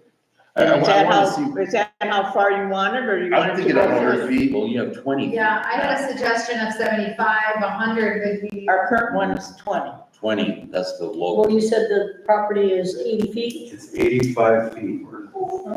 So why- 100 feet. so why not a sign that From the says, slide out no fence, fishing from here to, I would say both sides of the beach. Yeah, we're just supposed to make a blanket 100 feet on both sides of the beach. You can't. You need to stay within the footprint of your property. So you can go 85 on each side and catch our lot, and that 80, boat ramp 85. goes further back the other way. That sounds We good. go past that boat ramp to where that line of trees used to be, that was. That's the boat ramp, yeah. I don't know, I just. So you guys think you got 85 on both sides, Okay, because yeah. boat ramp goes past Probably. what it looks like so the can boat we ramp. put a, like, no fishing from here to the beach? You know, Well, I was thinking about, maybe, like the, somebody had some ideas about putting almost like a reflective or a strip or something along the wall where you get the yellow where you can see it. Just, Breaking it, You could also get no fishing signs for the break wall there. yeah, that's not a bad idea, just attach it to it. There were some other residents who wanted to actually put no fishing along the break wall on their own property, from what I And understand. you're allowed to do just that, right? paint it on the break You're wall? allowed to do that, Yeah, if they you own can the property. absolutely do that, right? Maybe. Okay, Mark, did you have something? Two things. Back in the day, it used to say no fishing across the top of the break wall every 50 feet.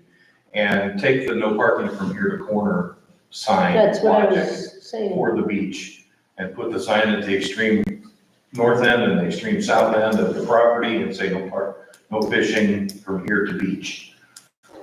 And within the beach. The distance. Well, In yeah, the docks. Yeah. No, you Yeah. can't assume anything. yeah. Well, we're gonna, I need to get a new sign, because remember our one sign got destroyed when that tree came down at the beach?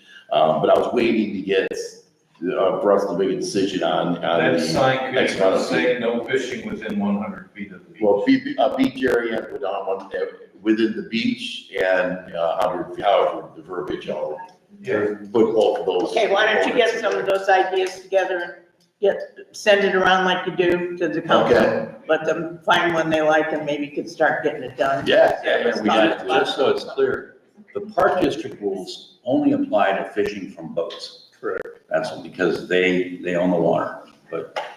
Okay. So when there are people on boats that are fishing towards the docks, we need to contact the park district. Right. And notify them. Yeah. Right, they can't fish within 50 feet of the docks, the slalom course. And they have a brand new Swimmer. police department right on 162. The village owns two lots, that one small one that I got, and the other one is the beach area that runs all the way down to where it touches Gilbert's property, and the distance between the south side fence to Gilbert's is like 150 some feet. No. So Does that there's- include the lot they own right next to the beach on the north side? And how about the other side? The north side is 85. So we should stick with 85 to make a uniform? That's my thought. Just refer to it as village-owned property. Don't send them out there with a tape measure. Yeah, that would be. Okay, Yeah, so that's a good idea. The village owns, yeah, but he knows that the village owns that property. They have no idea. okay, we'll figure it out, Ken, and make some ideas. Well, would we have to vote on something No. for 80, Not or to we get should do signed it? right now. Today we have to write Send an out an ordinance. email to everybody. Once you decide. Gotta write an ordinance. We'd have to You wait wanna till write next it for month. 85 foot? I'm thinking just 85. You guys wanna write the ordinance for 85 feet? No, Yes, no. So I say, I would be for that. I would Okay. Get it Who going. wants 85 feet? I think, I mean, if that's what we own, then. What do you That's suggest, for the Bud? north. You're saying no, what are your thoughts? Village-owned property. Well, how are people supposed to know what that They is? might not know. Well, Signs. The residents Then know. we'll post a sign to. So we get two designate. signs. To be honest with you, I'm a resident, I didn't know. You didn't know the village owned that property there? I thought we owned just to the extreme as you're facing the lake left side of the boat ramp. I honestly, just so recently, Yeah, they I thought own we a owned chunk, maybe they own 30 feet. two Yeah, I had no clue. Okay. Who knows how much? Okay, okay. Are we able to? Make a sign, get your ideas, send it out to all the council people so they can figure it out. And then by next month, be ready, and you can have an ordinance, and you can Okay, be ready to order a sign. well, when we lead it towards there, I mean. Don't ask that, I'll reach out. just write it out. Yeah, okay. Can we get a stencil and paint no fishing on the break wall? Yes, please. Yeah. I mean, in that village-owned property We area, don't have it on the books. can we stencil that? Well, And then can we offer it to any resident that doesn't want fishing on their break? Yeah, he just said. That's what I'm just, that's The what I'm stencil. saying here. Yeah, yeah. Why are we limiting this when we've had a ton of complaints? Why can't we make this ordinance from the parking lot at Point Park To the other side. all the way down to the other side of the boat ramp, no fishing? I would be for that, if we But I really think could you do it. can, because there's a That's what I public reason just for confirmed with, Okay, it. The docks. well, you, the ones keep saying it's privately owned. So you think we can do that because it's Counted counted by by the public, and it's a hazard, obviously, with the. and most of the truck on the residents, docks. And you got. they don't want outsiders, or they don't want people fishing near their boats. Any boat owner doesn't want somebody they don't know There's a reasonable, And there's, then- their boat. there's a reason for that. And I've had people call in and ask, and they said, like, we'll say something, but we don't know what the guidelines are. Right. So if we make a guideline that you're unable to fish there, you can go to Point Park and fish. Yeah, And then also, while we're on this topic, I think the signage needs changed at the Point Park parking lot. I think it should, Let's keep that for another topic. Let's stick to one thing at a time. We're talking about fishing. Let's just. So do we want to That's- have that- an ordinance that that says goes no fishing. fishing along the break wall anywhere along that wall? I am If done. Mark said that it was years ago and he's been here I don't longer think than it was ever ordinance. I think it was just the way it was. it said no fishing back then. I'm And then on we the have all ordinance. these complaints of people, because the people are fishing and they don't want them there. Why aren't we Well, just then why putting it on don't you just make books? an ordinance saying that, get Bill to go paint the From wall. point A Yeah, to point B yeah. and be done with it. Go all the way down. I agree, I like that. That's why we picked Bill. No, she says the break wall. We can only do it within the village limits. So once it hits Lafayette Township, Right. we no longer have jurisdiction to do that. And that's right past the. Right past there. Yeah, the Oaks is in, well, that would but he take us all the needs way to the Oaks property, To the Oaks. yeah. Yeah, no that would fishing, take us to the But Oaks. there's no break wall. Right. No, but there's, So just no it's fishing within the along the village. break wall.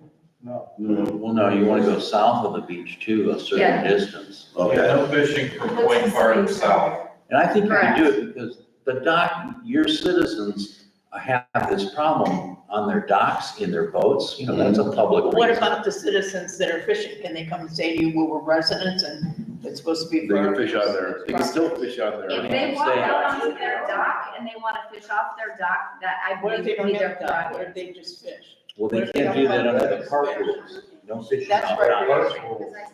Park rules cover that. From the water, that's the same thing from When the they dock. fish, get out your boat, go. Yeah, that's true. Those are your words, but That is true. It's very complicated. So do we want to pass an ordinance tonight that says no fishing? Do we have to write it first and then go It's a through? good everything? idea, so you can see what it says. Unfortunately, I know it is July and August gets us there a little late, but we You should can do probably it make first it reading, official. right? We'd have to write We it. have to write it first. But you could title it and everything tonight. Yeah, I Hey, think that gang, was we like- have survived till now.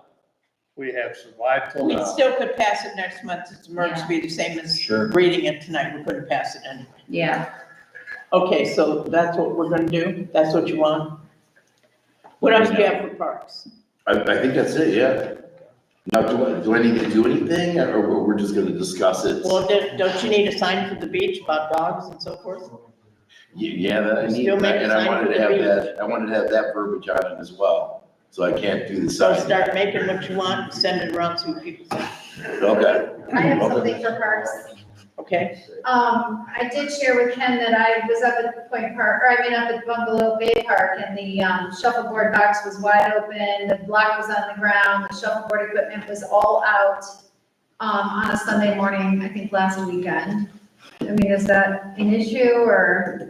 Well, that's the first time.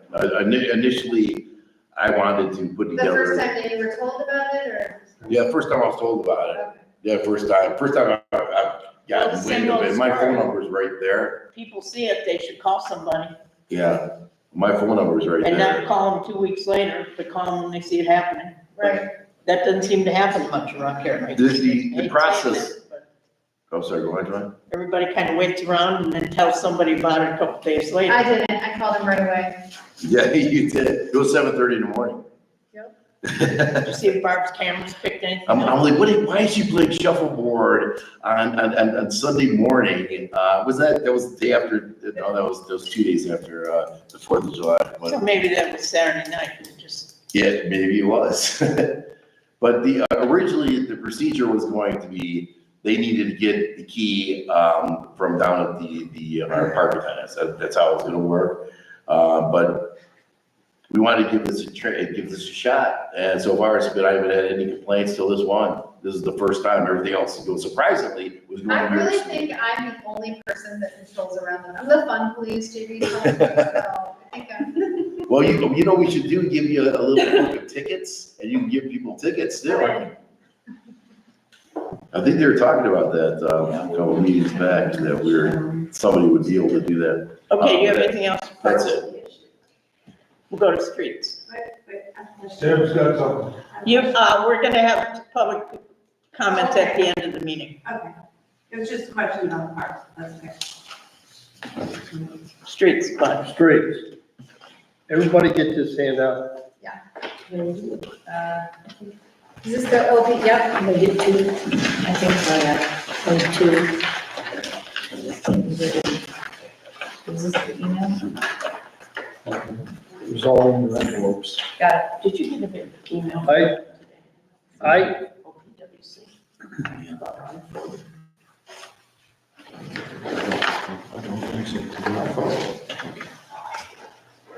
I think you had two. okay, House Bill 2 passed. And that means that we now have funding for OPWC. Within option 1, we have 2 segments, A or B, or option 2. I asked Jerry to work out the numbers, and he's assured me that we could pick any, A or B under 1, or we could pick option 2. Option 2 would do the entire remainder of Brookshore. Option 1 stops at Briarwood.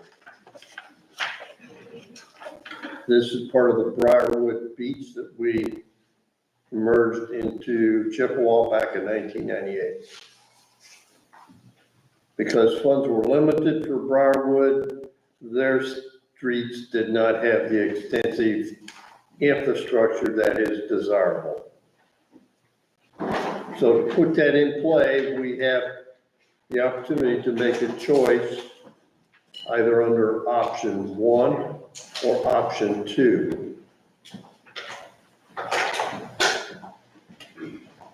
I am inclined to go with option A under 1. Is that what you have in black here? That's in black. Thank you. Oh, Or B is in red.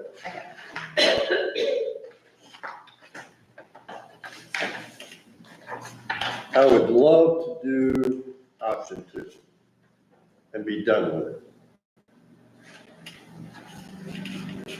We have the monies within streets to secure a loan, and we can easily pay it back over a 30-year period. I'll remind everybody that securing a loan enables you to use that money on a 0% basis. So you simply pay it back over 30 years. I don't know what your thoughts are. What are your thoughts? The simple fact of the matter is that infrastructure needs to be upgraded. You heard the fire department talk about this line breaks and that line breaks. And those of us who've lived in the village any period of time, shrug our shoulders when we're told that the water main is broken somewhere. You're talking about redoing Brookshore like we've done the other ones, dig it all up with the water lines, all that. Yes, that's correct. That's correct. So we would work again in tandem with sanitary engineer. We would bear the cost of doing those repairs and they reimburse it, the sewer and water. So if we do what you have here in red, it gets us a total of 5 points towards that grant, and that increases our chances of being awarded that grant. Is that how that works? It does, but it Only gives us 3. well, you increase your odds, but it costs you more out of pocket because you're putting more of your money on it. So if you get a second loan now, on top of the one we already have, And we can do that. if you get a second loan on top of that one, you get 30 years from the day you get the new loan, so that this one will go a couple years longer than the other one. No. So it all has to be paid So by the end. the of one that we got a 30 couple years ago and this one would all be due at the same time? The first one will be due 30 years from the date it started. And if you start a new OPWC grant with a loan, then it ends 30 years from the date that that project starts. That's what I asked. Okay, so if we had a loan 2 years ago, we're paying it off in 28 years, and we get a loan today, we have 30 years to pay it off. That's correct. That's correct. Just new loan. What is our current loan payment? $5,187. It's on that printout that everyone got under phase 9. Oh, I'm sorry, I didn't look at phase 9, I was looking at red, my eyes are drawn to the red. There's a Did lot that of on numbers. purpose. Focal point. So for the next 28 years, we're increasing a annual payment, a yearly payment from $5,000 to approximately $12,000. Correct. I'm rounding up. If we were to take option 1B. Right. You know, there's no way of knowing, of course, but I mean, this is pretty, nothing's permanent, but getting all the infrastructure done down below that's not done at all now, or, I mean, how long is that gonna last? I mean, we just, You can look in the engineering projections, going off the top of my head, I think it's 40 years. It's at least 30 years. Okay. I'm reasonably certain it's 40-year projection of life.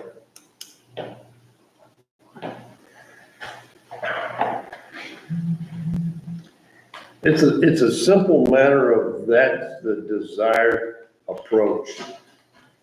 You can continue to put on Band-Aids. You can continue to put lipstick on the pig. But there's gonna come a point in time when you have to make a big dollar repair. We're solvent. Gary, can you give them the projected income for streets? Yeah. You can figure that out for me.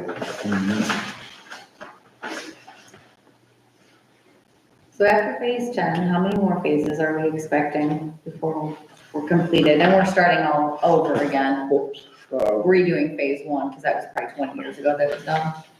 Well, all you have to do is inventory the streets that we have. We have Rustic Brook, we have Park Lake, and then we go on the other side of Cave Creek. We got Northvale, we got, Sheffield and Leroy. Garfield. Okay, so potentially we're doing a total over a 25 to 28 year span of 15 phases. Yeah. From when things started. Approximately. And if we continue to move forward in this fashion and get the grants and we have to get the loans, we're potentially in 5 to 10 years from now going to have 5, 10, 15, 20, 25, 40,000 every year for a little while. if we continue at this momentum with loans. I'm pleased to say we're solvent. When I talked to you about Rita, I didn't pursue that. Rita is an acronym for Regional Income Tax Association. But we're a unique village. We have working people. We have some poor people. We have snowbirds, and we have people who reside here who are residents of other states. And through careful excising and placement of property lines, we have no tax base. Any corporate entity we have nearby was in Lafayette Township. So if you go rather than lay it out in grids, we're snaggletooth. And the private corporations exist in a snaggletooth. We have a couple, but that's it. We don't have any tax base. What we have is residential tax. So if we have an income tax, we're only taxing the working people. Some communities have road assessments. When your roads improve, you as the property owner have an assessment to pay. Any of our options are ugly options. So to stay within the income stream that we have currently, this is doable for us. I don't have a magic Band-Aid. I wish I did. I do not. But we can afford option one or option two. We can afford either one. Option two is the more costly, and it was the one I'd love to put my arms around. But I'm trying to be reasonable with my expectation and what you're agreeing to do on behalf of the village. If we do option one, eventually we're gonna need to do the other as well at some point. So option two is the right way to go. It's just more expensive. That's correct. And the far end, as you get closer to Rustic Brook, it has greater need, in my opinion. Because that road is on a heartbeat away from shop.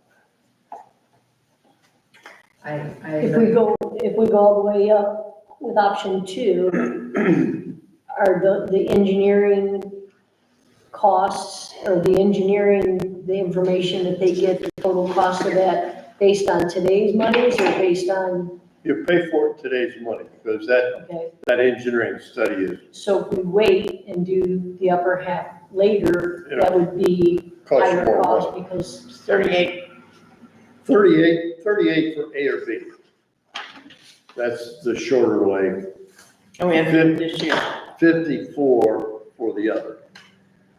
And you're also talking about applying for this year, right? Would like to, yes. So you gotta hurry up because they're probably due September. Did you get an email, by the way, from them today with all the rules for when this all needs to be filed? It was a reissue, Joanne. Was it? So I got the first one, so I have all that information. Okay. When do they have to be filed? September 9th. Has to be into the Medina County Engineering Office. So if. Does Josh have time to do something like that by September 9th? Yes. And you guys have asked him already? Yes. And he's assured us that sanitary engineers be up to speed for the commitment.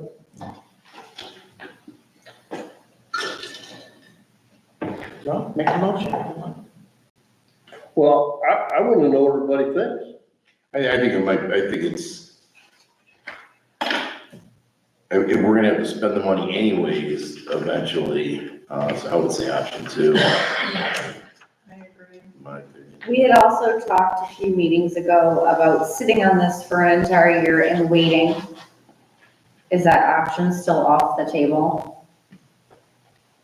Well, we have the opportunity. I would like to get it in place. What you can do is get the engineering work done and pay for that. That's $54,000. Why is it How 54 long is instead of the 38? engineering Because good you're for? doing, That's gonna be good for several years. Several years?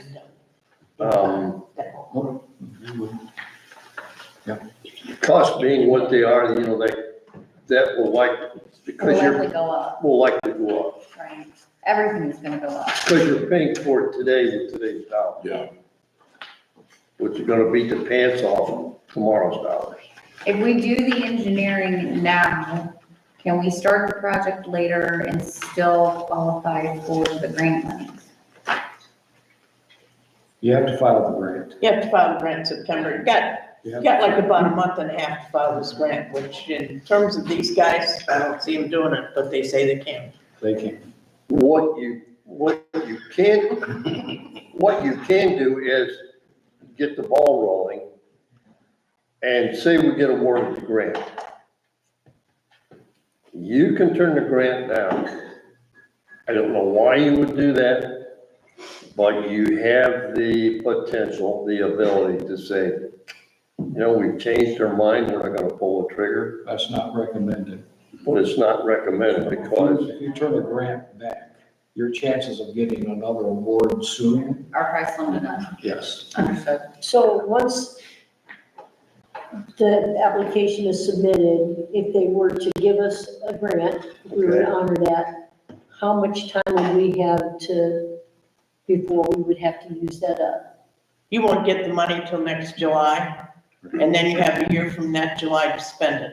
So even. The decision won't be So made the till project would be December. 2026 to 2027. Possibly if we get it. So if we apply for it now and we get it, we're still waiting a year. So I guess it would still, you have, So then the loan would start 2026, 2027 versus 2025. Is that accurate? that's accurate. That's accurate. You know, it's exceedingly difficult to explain it to you in rational terms.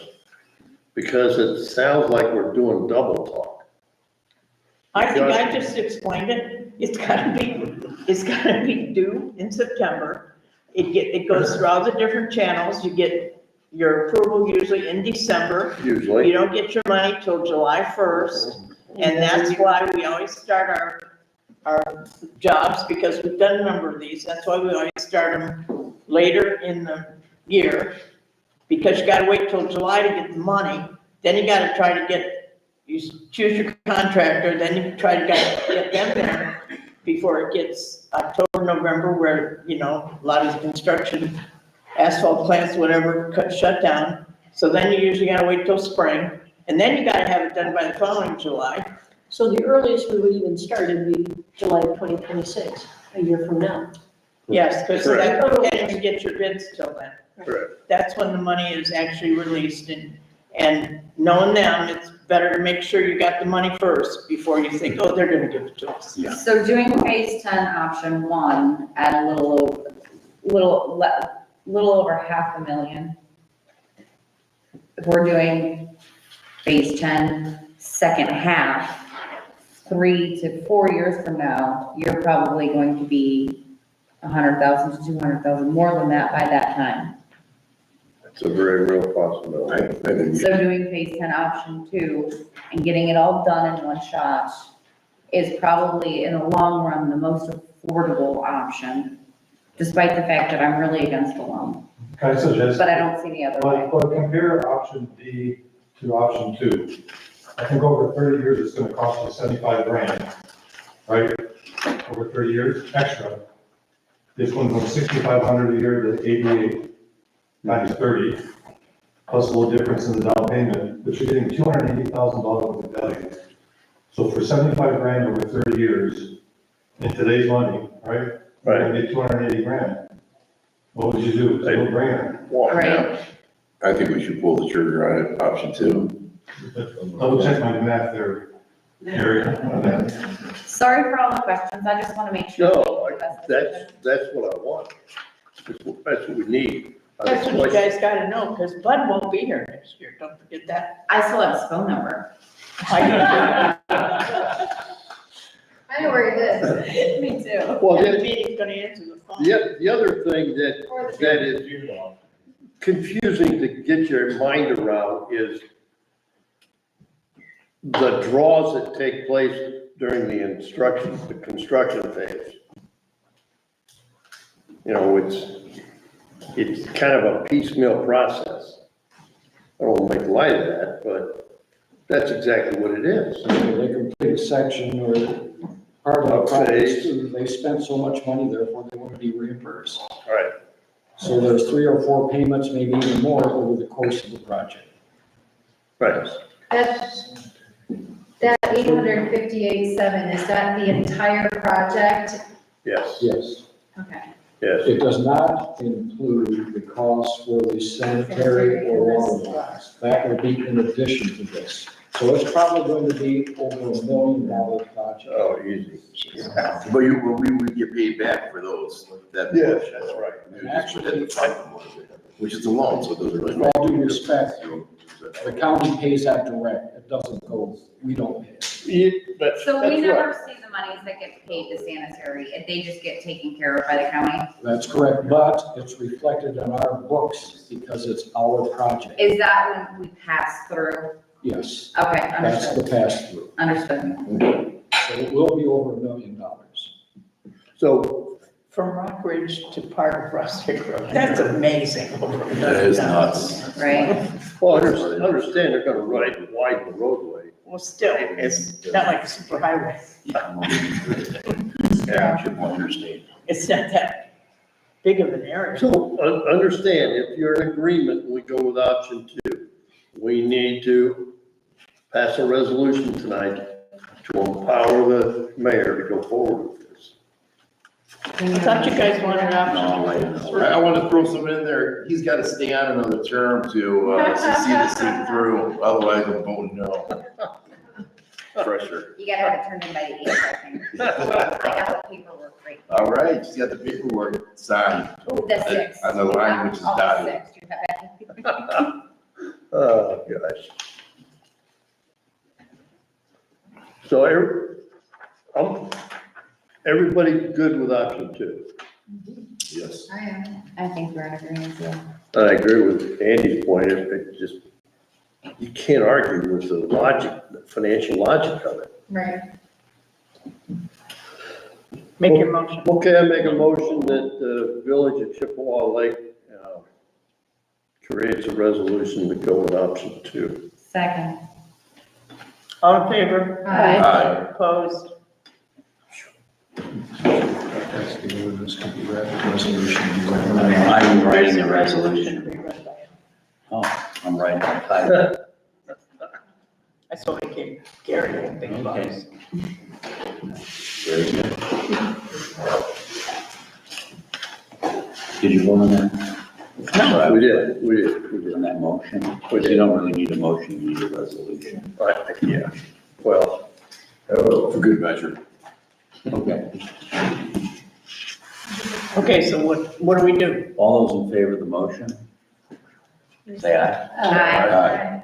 Any opposed? Okay, now you need to pass a resolution. So this is the first reading of resolution number 517-25. A resolution authorizing the Mayor Joanne Dodaro to prepare and submit an application to participate in the Ohio Public Works Commission State Capital Improvement and/or Local Transportation Improvement Programs, and to execute contracts as required and declaring the same an emergency. The details are, this is for the Phase 10 Option 2 Road Improvement Project. Boy, you're pretty sure everybody went there to print a bunch of. Really? I'm impressed. So is there a motion to waive the second and third reading? I'll move. This Second. resolution? All in favor? Aye. Opposed? Is there a motion to adopt 517-25 resolution as an emergency? So moved. Second. All in favor? Aye. Was that unanimous? Yes, Okay. Very good. thank you, everybody. I can sleep. Okay, you got anything else? No, ma'am, I do not. Okay, we got law director. Okay, law director's report, amazingly, I have no cases in court, I think, which is a good thing. And beyond that, we've already talked about everything I had to report. That's great. Everybody behaved to the floor. Everybody behaved to the floor. Apparently. it was a great Fourth. It was a great work. This is such a special place, outstanding. Just Now we like it. That's my report. Okay, finance, Gary? Everybody signed in tonight, I presume. Thank you. This past Saturday, I distributed. Yeah, thank you. This past Saturday, I distributed the June bank reconciliation report showing all accounts in balance. Any questions, comments from council? I have a motion authorizing council to sign the June bank reconciliation. so moved. Second. All in favor? Aye. Opposed? Thank you. This past Saturday, I distributed all the council the end of June appropriations for your review and prepare to sign. Any questions, comments from the council? We have a motion authorizing council to sign off on appropriations. So moved. Second. All in favor? Aye. Opposed? Thank you.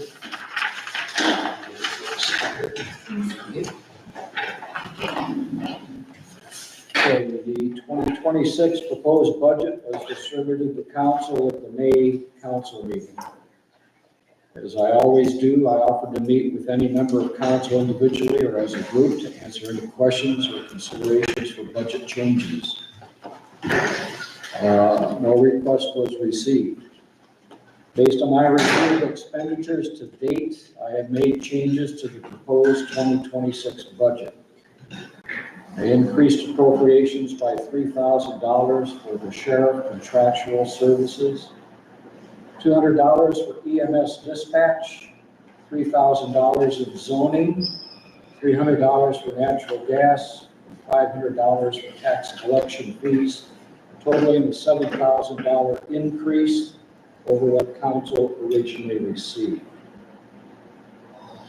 With recent changes made by the Medina County Auditor's Office, I ran a legal notice on July 9th to set a public hearing on the 2026 budget for July 24th at 7 p.m.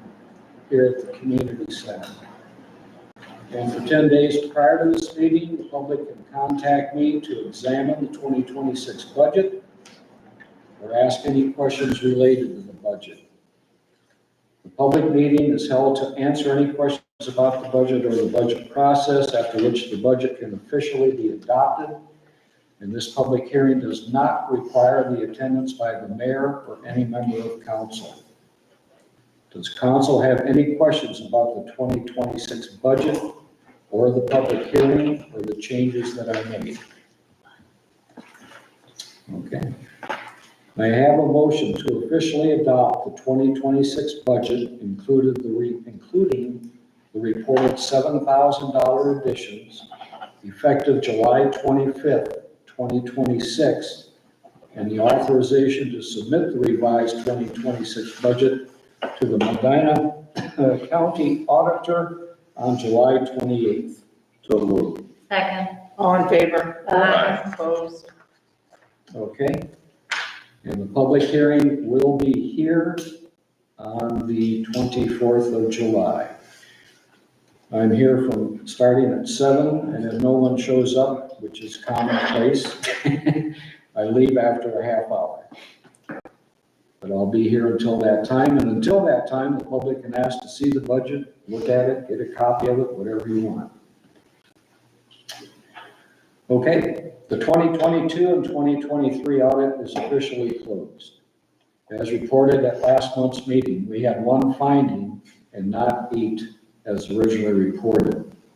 The one finding was a posting error caused by our not having an account code for intergovernmental receipts for posting the property tax rollback portion of the property tax receipts. That's a lot of blah, blah, blah. Anyways, it was a finding. The account codes have now been set up, and this finding will never be listed in future audits. This finding also stated I was wrong to have set up a separate phone number for receiving and distributing endowment monies, and stated that these monies should have been received into the general fund. Any questions or comments from council about the 2022-2023 audit? Okay. The public release of the audit did occur on July 1st and is available on the Auditor of State's website by anyone who wants to go on there and look at it. And it was released to all of council officials on June 30th. So all of you have already seen it or you've had access to it. But on the OPWC grant, the next step then is to get that memo of understanding going between us and the Medina County. Okay. So please make sure that gets underway as well. And Joshua will be happy to work that with you, do it for you. Okay. As of the end of June, balance in the primary checking account, $411,840.29. The money market, $206,473.15. Ohio Star account, $114,109.35. Total, $732,422.79. Any questions, comments by council about cash on hand? That's all I have. Okay. Is there any other old business? Okay, we'll go to the audience. Mark? Two things. We need to get into the zoning and change it from the overhang to the foundation. That would have eliminated one of those. And then are we going to do anything with a tree lawn? Which brings up another thing that was talked about tonight. Do what with the tree lawn? Make the homeowner maintain it, rules on what you can put How on many it. people here have a tree lawn? Everybody has one. A right of way. It's between the street and the right of way. The right of way that the homeowner currently takes care of, but there's no guidelines that they're required to take care of. And do you think we need them? I do. Why? Well, we got somebody in here asking what they could do on it last week. We've got questions. You mean last month, the girl Or with the last tree? month, yeah, Terry, I think her name was Terry or something like that. Yeah. We had questions about it tonight. You know, what can you do, what can't you do? Just plant grass, mow the grass? Can I put a bush out there? Simple guidelines. Got an answer there, Alan? Were you listening? Yeah, I was. We don't have anything on the books about that. It's just been the custom that people take care of it to beautify their property. I know the village is taking care of several hundred feet of somebody's street lawn right now. Well, Leslie, you want to work with your committee and see if you come up with something that you all like? Absolutely. Actually, Medina City has some guidelines. We'll look at some other communities. Akron has Actually, requirements too. oh, go ahead, Mark. What was the other thing? No, those were the two things, the setback for, Footprint, yes, yeah. footprint versus overhang. Right. Okay. That seems to be the big issue for everybody that comes in here for zoning, is their overhang's gonna overhang it too much. Yeah, that's. We've actually, I think you and I talked about this, just, yeah, okay, we'll talk about it. Anything else? No, that's it. Pam, did you have anything? Nope, just want to thank everybody that participated in the fourth, it was a great day, and the weather was perfect. Yep. You're welcome. For the weather. Bob? Yes, I do, for zoning. Several years ago, we used to have a resident that lived on the top side of Brookshire. They were always very proud of their demolition derby that sat out in front of their house. Yes. At the fair. Yeah. Well, I think we've got a situation over on Craggy Creek where there's a cardboard boat sitting in somebody's front yard. Oh, that's an award-winning. It's a red, and I think it's supposed to have sand in or something. It's currently in the garage, and that's, so we go back I to wanna the see how no they're put it on the wall in the garage. That's all. I can't see who's behind you. Bill does now. Yeah. Oh, Bill, okay. Were you, Yeah, you weren't here when I said you should paint no fishing on the wall? Yeah, he's been here a little bit. I thought he wasn't here. I thought Andy said he wasn't here. Okay, Bill, did you have any? One on 273 Rustic Road. What's the situation there, since it has animals running in and out of the house now, and Sheridan has taken videos of the same thing? Yeah, Sheridan Bryant had a video of a raccoon going in and out of, Privilege? yes. I didn't know anything about it.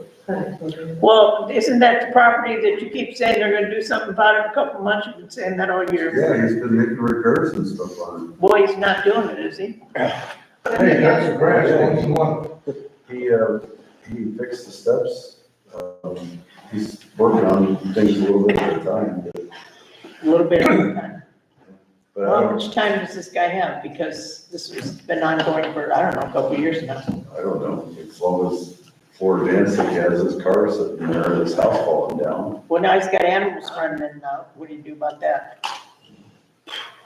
I Is don't that know. And we're not something opening a petting I zoo. don't I know where think they're we running can in call the county health department if somebody has animals going in and out of a vacant house. That's what happened in Edina to the neighboring parcel, so.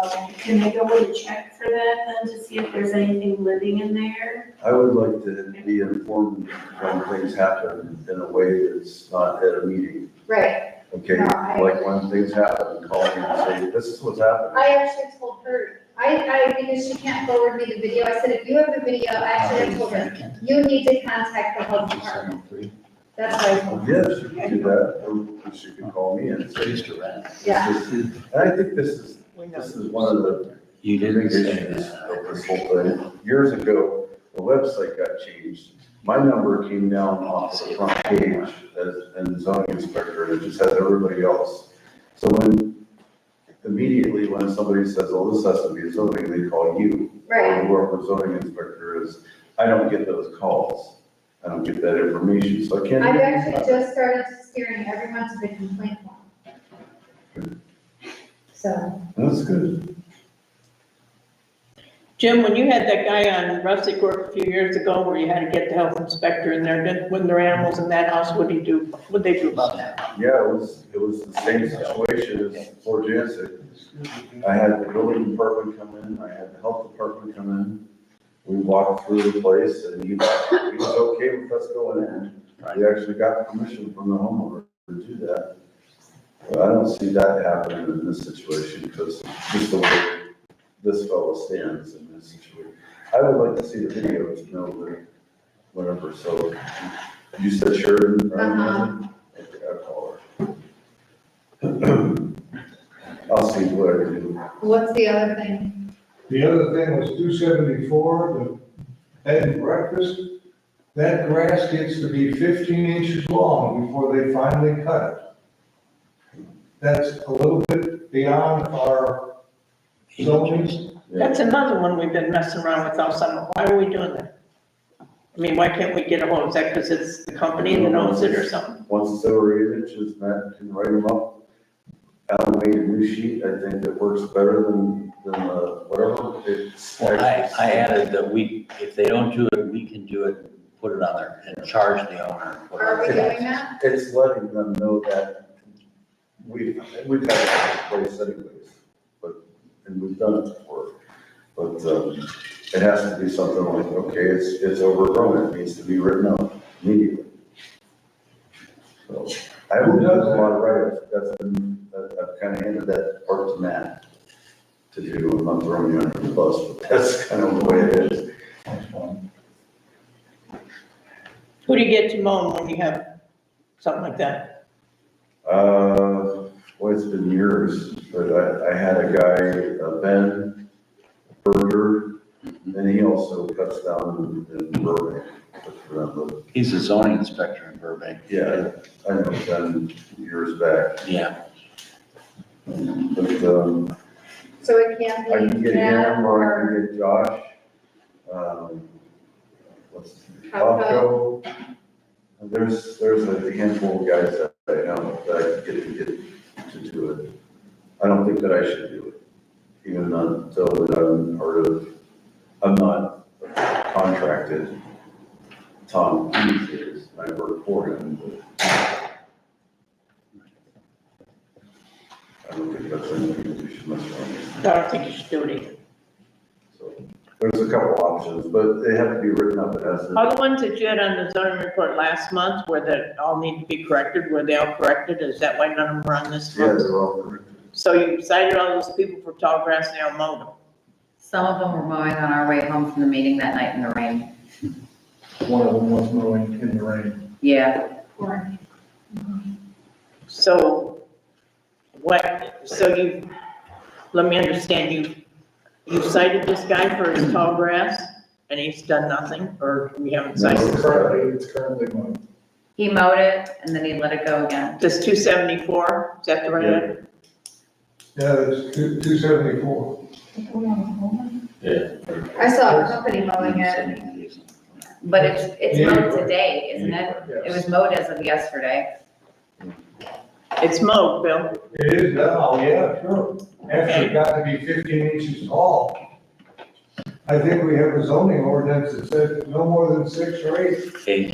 But when we discussed this, I said, we can't mow it. We leave a notice and then it gets mowed. I don't like the system either. I wish it had to be mowed every week, but I mean, I don't know what else we can do. I guess that's what Bill is saying. Like, what else can we do? I mean, if you leave a notice and they mow it and then it grows Then you have to 8 leave inches another or higher, and notice. we leave a notice and they mow it, we're in a vicious cycle with these two houses. Or you could leave that a have notice limited- and charge the owner too with an offense, go to court to get them fined. And what's the offense? It is, Not following the proper maintenance code. It says it needs to be cut. But we notify them and they cut it. But they're not But they've already maintaining, we're broken letting the it law. grow It's wild, just like you getting right? stopped for speeding down Lake Road. They give you a warning, they give you a warning, eventually they're gonna give you a ticket. So give them a ticket. Right, so that's what I'm saying. Is that a guideline? We give them one, like, you can't do this every month? You've got to stop it. well, that's the legal process.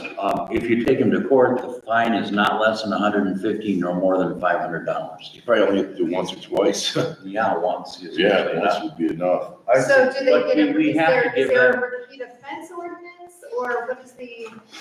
I guess your question is how Not many for more that. warnings do we give before we say, okay, now you're getting fined? Is that your question? That's my question, Right. yeah. You give them a warning, they do the job. You tell them they need to fix their steps, they fix their steps. You tell them they need to mow their grass, but then the steps break and you give them another notice. I don't know, what's the guidelines? So just for grass mowing, how many, Jim, what would your recommendation be? How many warnings? How many times do you guys want to go to somebody's house and repeatedly telling them the same thing over and over and over again before we So- make it so- illegal and Right, take them to one court? warning. Once. As Joe, Okay. once, I'm saying 2. I sit down here, I'm saying 2. Nobody's knocking on my door telling me to mow my grass. Right, same here. Well, I understand, but, Nobody's other saying people because have, they knows it. Right. but there are other circumstances that may come into play here. They may be sick, they may have cancer, they may Well, have. I'm sure they could whatever. explain that. Right, but, so you give. Now us we got 2 people, they aren't warnings. sick, they don't have cancer, But they're when just they not. give them a warning, they can call us. There are phone numbers on the warning notice. Right, and so what's happened here, you guys gave them a warning, they cut the grass. Right. So now here in a month, right, about a month probably, you'll be giving them another warning. They'll cut the grass. That's what I'm saying. Okay, now the third time, you take them to court. We have to give them a We're tired of warning messing first. around with this. We gave have you to, 2. our zoning code says we have to give them the notice to correct first. Yes. Before we can take them to court But or the third time, do you it. give them the notice and take them to court at the same time. Say, we're done messing around. Well, unfortunately, it's a warning, it's a notice to correct, and then it's, Okay, so so we give them a warning notice. then it's a notice to If correct. it doesn't get corrected after the warning notice, then I write an order to correct, and that gives them a certain amount of time, and then it goes to court. Alan gets that. How much time? But they mow the grass before before that happens. Right. So then, And then they let it go again, and then you're giving them another warning. And then they correct, and then they let it go again, and you're giving them another Yeah. warning, then they correct. That's what Leslie, I think, Do is you trying skip to the prevent. warning part and go to right to notice to correct? Gets it done. That's like giving the ticket, right? I think after the first couple of times of you getting a notice for the same thing, you realize that you're breaking the law, which is in our code, which at that point I would say, yes, you can just directly, you get a We warning still- notice, it says yada, yada, whatever, and then that gets turned into Alan, he files the charges because of. Do you give them a warning in addition to the order to correct? No. No, I'd The say warning just the notice order. is first, warning notice is first, if they don't correct it, then an order to correct is done. in what time And frame? then They get a warning notice today. if they have a warning notice today that says you have to have it corrected in 5 days, usually about a week, you check on it and make sure that it's been corrected. In a week, if it hasn't, then you go, okay, this needs an order to correct. And it goes out within the next couple of days. So now we're up to almost 2 weeks from the time it's originally been written.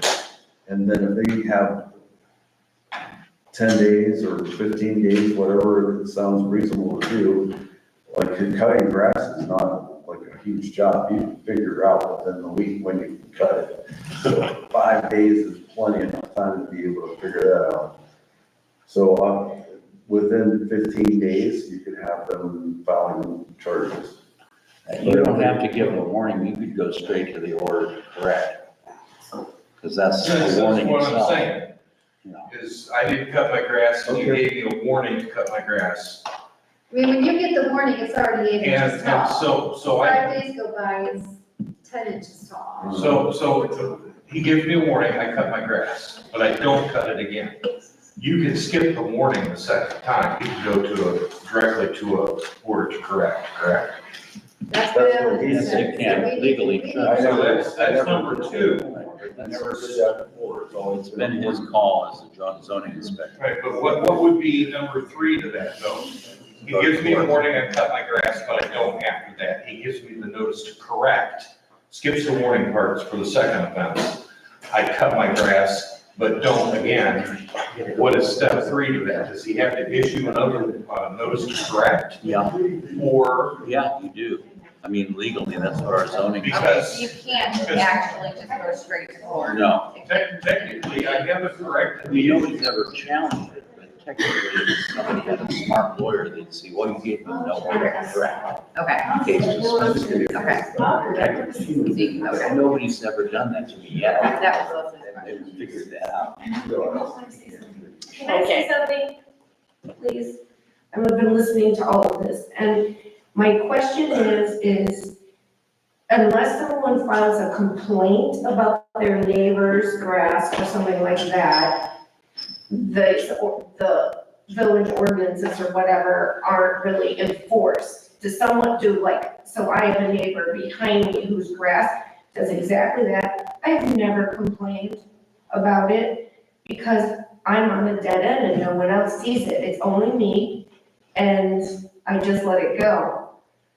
But again, about my other neighbor whose house probably has raccoons and termites and everything else in it, it's the same thing. Nobody cares, or we can't do anything about it.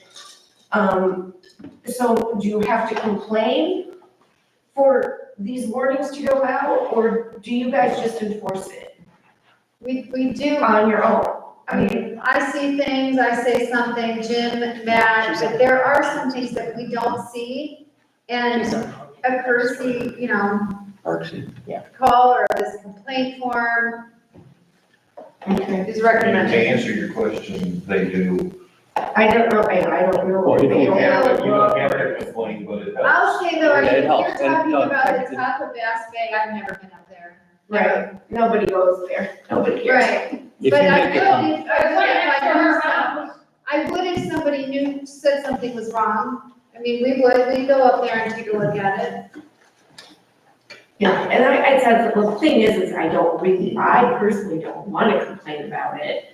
Because it is on the dead, nobody does see it, and then I really like my neighbor a lot. Consider all neighbors. I've offered to weed back and I've gone over and help out, but I I guess I could see if it was like in the middle of the community, but I don't complain because, again, I'm on it and. Well, this code says if you make a complaint, that triggers them to inspect it. Now it's on a And radar. if they find that it's a violation, they go the route of the order to correct, et cetera. I think she's done that with who she's talking about and hasn't gotten her anywhere. Yeah. Right, Jim? I talked to the mayor about it. She's never really complained about it. I thought it was the. She just said that. She's No, not talking about her. Yeah, she's talking about somebody else. Oh, I have two Oh, you have two. issues, that Oh, I I thought you could had complain, one. I could complain about with all the zoning and the things all the time, but it gets tiring because it doesn't get. You have two up there by your house? Well, I was just, the one is just the grass. It's just the grass. But it shouldn't be. Yeah, I mean, it's resident, Yeah, it's once a month, maybe, it's this high, But anyway, I just wanted to know if I actually had to do something or not do something. well, you can. It's your option. Okay. And that should trigger them to do something, inspect. So like I had an email from a resident and I printed it out and brought them with me or, and I'll forward them to Jim or Matt or both of them. We email it to both of them if somebody complains about something. Okay. But the complaint forms, yeah, I mean, that kind of stuff doesn't fall through the cracks and shouldn't, nothing should. But the thing we don't want people to do is just shoot us a text or a Facebook message, that kind of stuff. We do our best, but when you send an email or fill out the complaint form and mail it like you're supposed to, Yeah, then that makes sense. that's official. Right. Okay, let's go back to, Andy, did you have anything? I'm good, thank you. Lisa? No. Jeff, I wait, have a real quick question though, that's totally different. Does anybody know on the side of the community center over here, the recent placement of a cement pylon thing? Where is it, do we know whose it is or where it's from? That's ours. Tell you where it's It's from? It's from the walkway in top of, That's the bungalow bay, yeah. Bungalow Bay. So is that now garbage, you don't need it anymore, you're gonna get rid of it? Never say never. We may have a need for it at some point in the future. Okay, It was removed when they did the paving Mhm. on the path that goes down over the hill. So that was my question, whether it was something that you guys might need or whatever. The only reason I'm asking is because last year, Al Horning and my husband and Hank Waite spent a whole day sweating, moving all of the things that were piled over here from the community and put it between the sheds and cleaned it up and everything. And I'm trying to keep it for the grass to be cut so that nothing's there, so when he comes through with his machine, he can do his thing and not have to go around cement things. Plus, then I got a weed whack, and I really don't, we cleaned it all up, so is there a way that could be moved to the middle, just not pile anything on that side of that community center? We got it all cleaned up so it looks nice, and now they're gonna start putting stuff, and one thing. well, don't forget who owns it. I know, but don't you want your place to look nice? Okay, here's the thing. If you go between the sheds. Somebody volunteered to use their equipment, which I do not possess, to not only pick it up, but to move it here.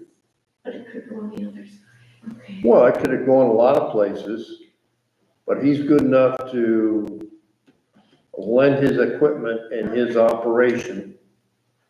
So I said, put it here. Why? Easy for him. He got plenty of room to maneuver his equipment. If you think you need it moved to a place that's more obscure, I get that. I did what was expedient. I mean, the guy was good enough to loan me his equipment. I mean, is it something we'll use, or should we just get rid of it? Or is it just gonna be piled up more stuff there? I guess that's what we're getting. My intention was not to mess that up. I know. I don't think it was, and I'm not, I'm not bitching, I'm just asking. You're making an I observation. just was, I'd be like, man, I really wish that would have just been over there, because we worked so hard to not. Okay, you're the operator, your equipment, your time. Well, I get what you're saying, I You've agree. done that for me, and oh yeah, well, I've got you here. How about bringing it around back, and we'll move some shit around, and you put it over There's here. just a whole, it doesn't matter, you answer my question, that's fine. That's why I did what I did. Okay. Okay. Yeah, A couple nights ago, when the power went out, there were people in the community garden with flashlights around 12:30, just so you guys know. Wanted to put a lock on there, I told you guys. I told you. Okay, Greg, did you have anything? I did. See? Is Greg still here? No. Still here. They moved. Okay, Deb, The only thing I wanted to ask was, could you guys be quiet, please, so we can hear Debbie? since you have some money left over with like parks, when we put the beach ropes in this time, they were threaded very heavily with hooks, fishing hooks, and they get twisted and tangled, and they're pretty mangled looking. Since the beach is looking so nice, could that be a consideration to get some new beach ropes? If we need them, absolutely. I think they're. Yeah, if they're needed. I don't think so. Those aren't new, right? Those are like new. We put new balls The balls are. Oh, yeah. But the ropes themselves are in really bad shape. Unless you want to have your beach attendants maybe clean them, but I don't think that's gonna work either. You try. What did Tom Melder buy last year? Did he Yeah. buy ropes? That's the last. I think so. How much are you thinking would?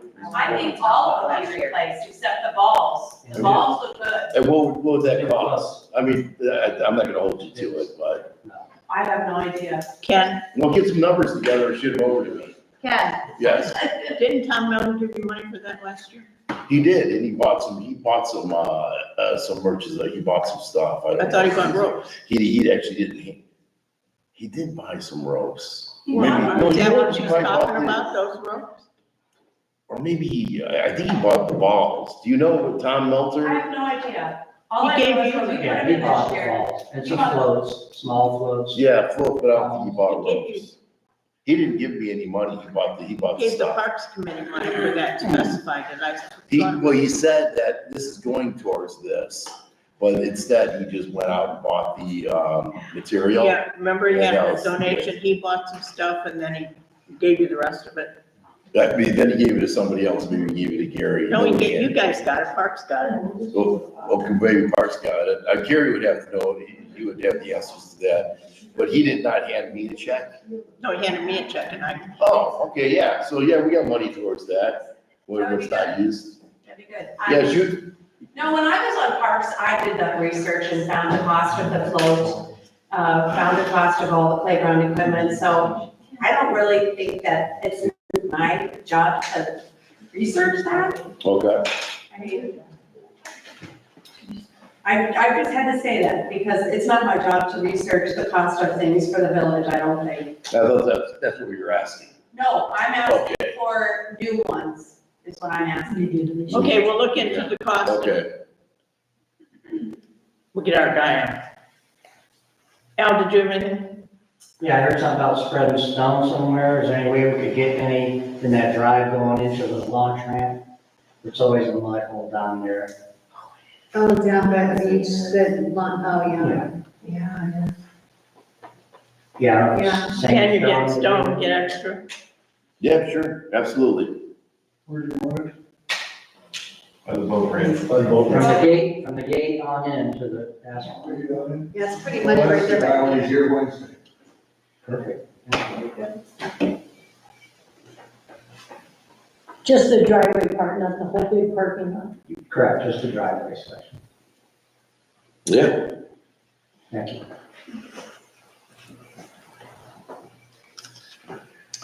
Okay, is that everybody? No, I mean, I'd like to thank the council for coming to a decision on the fishing thing, appreciate that.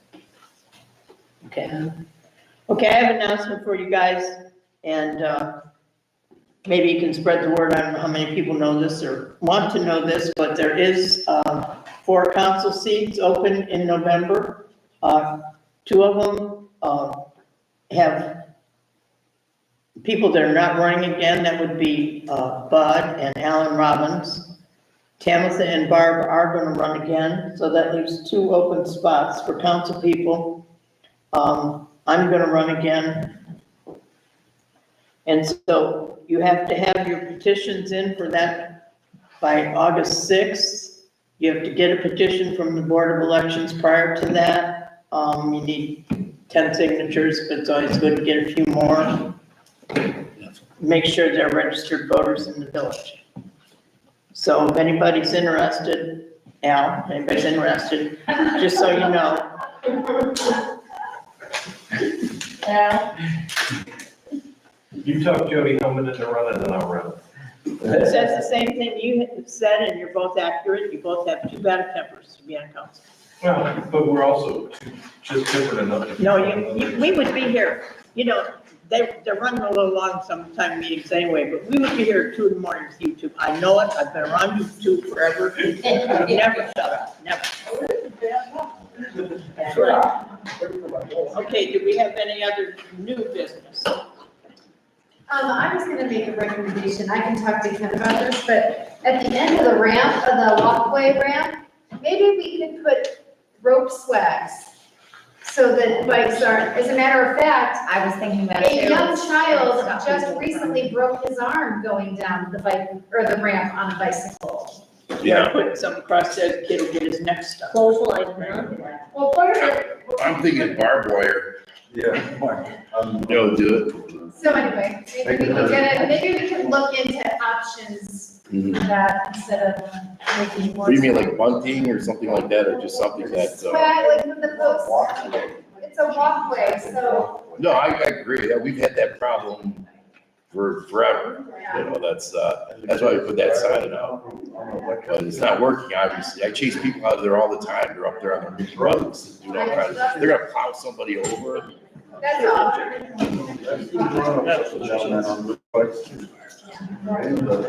Okay, do we have a motion? Move we adjourn. Second. All in favor? Aye. Opposed?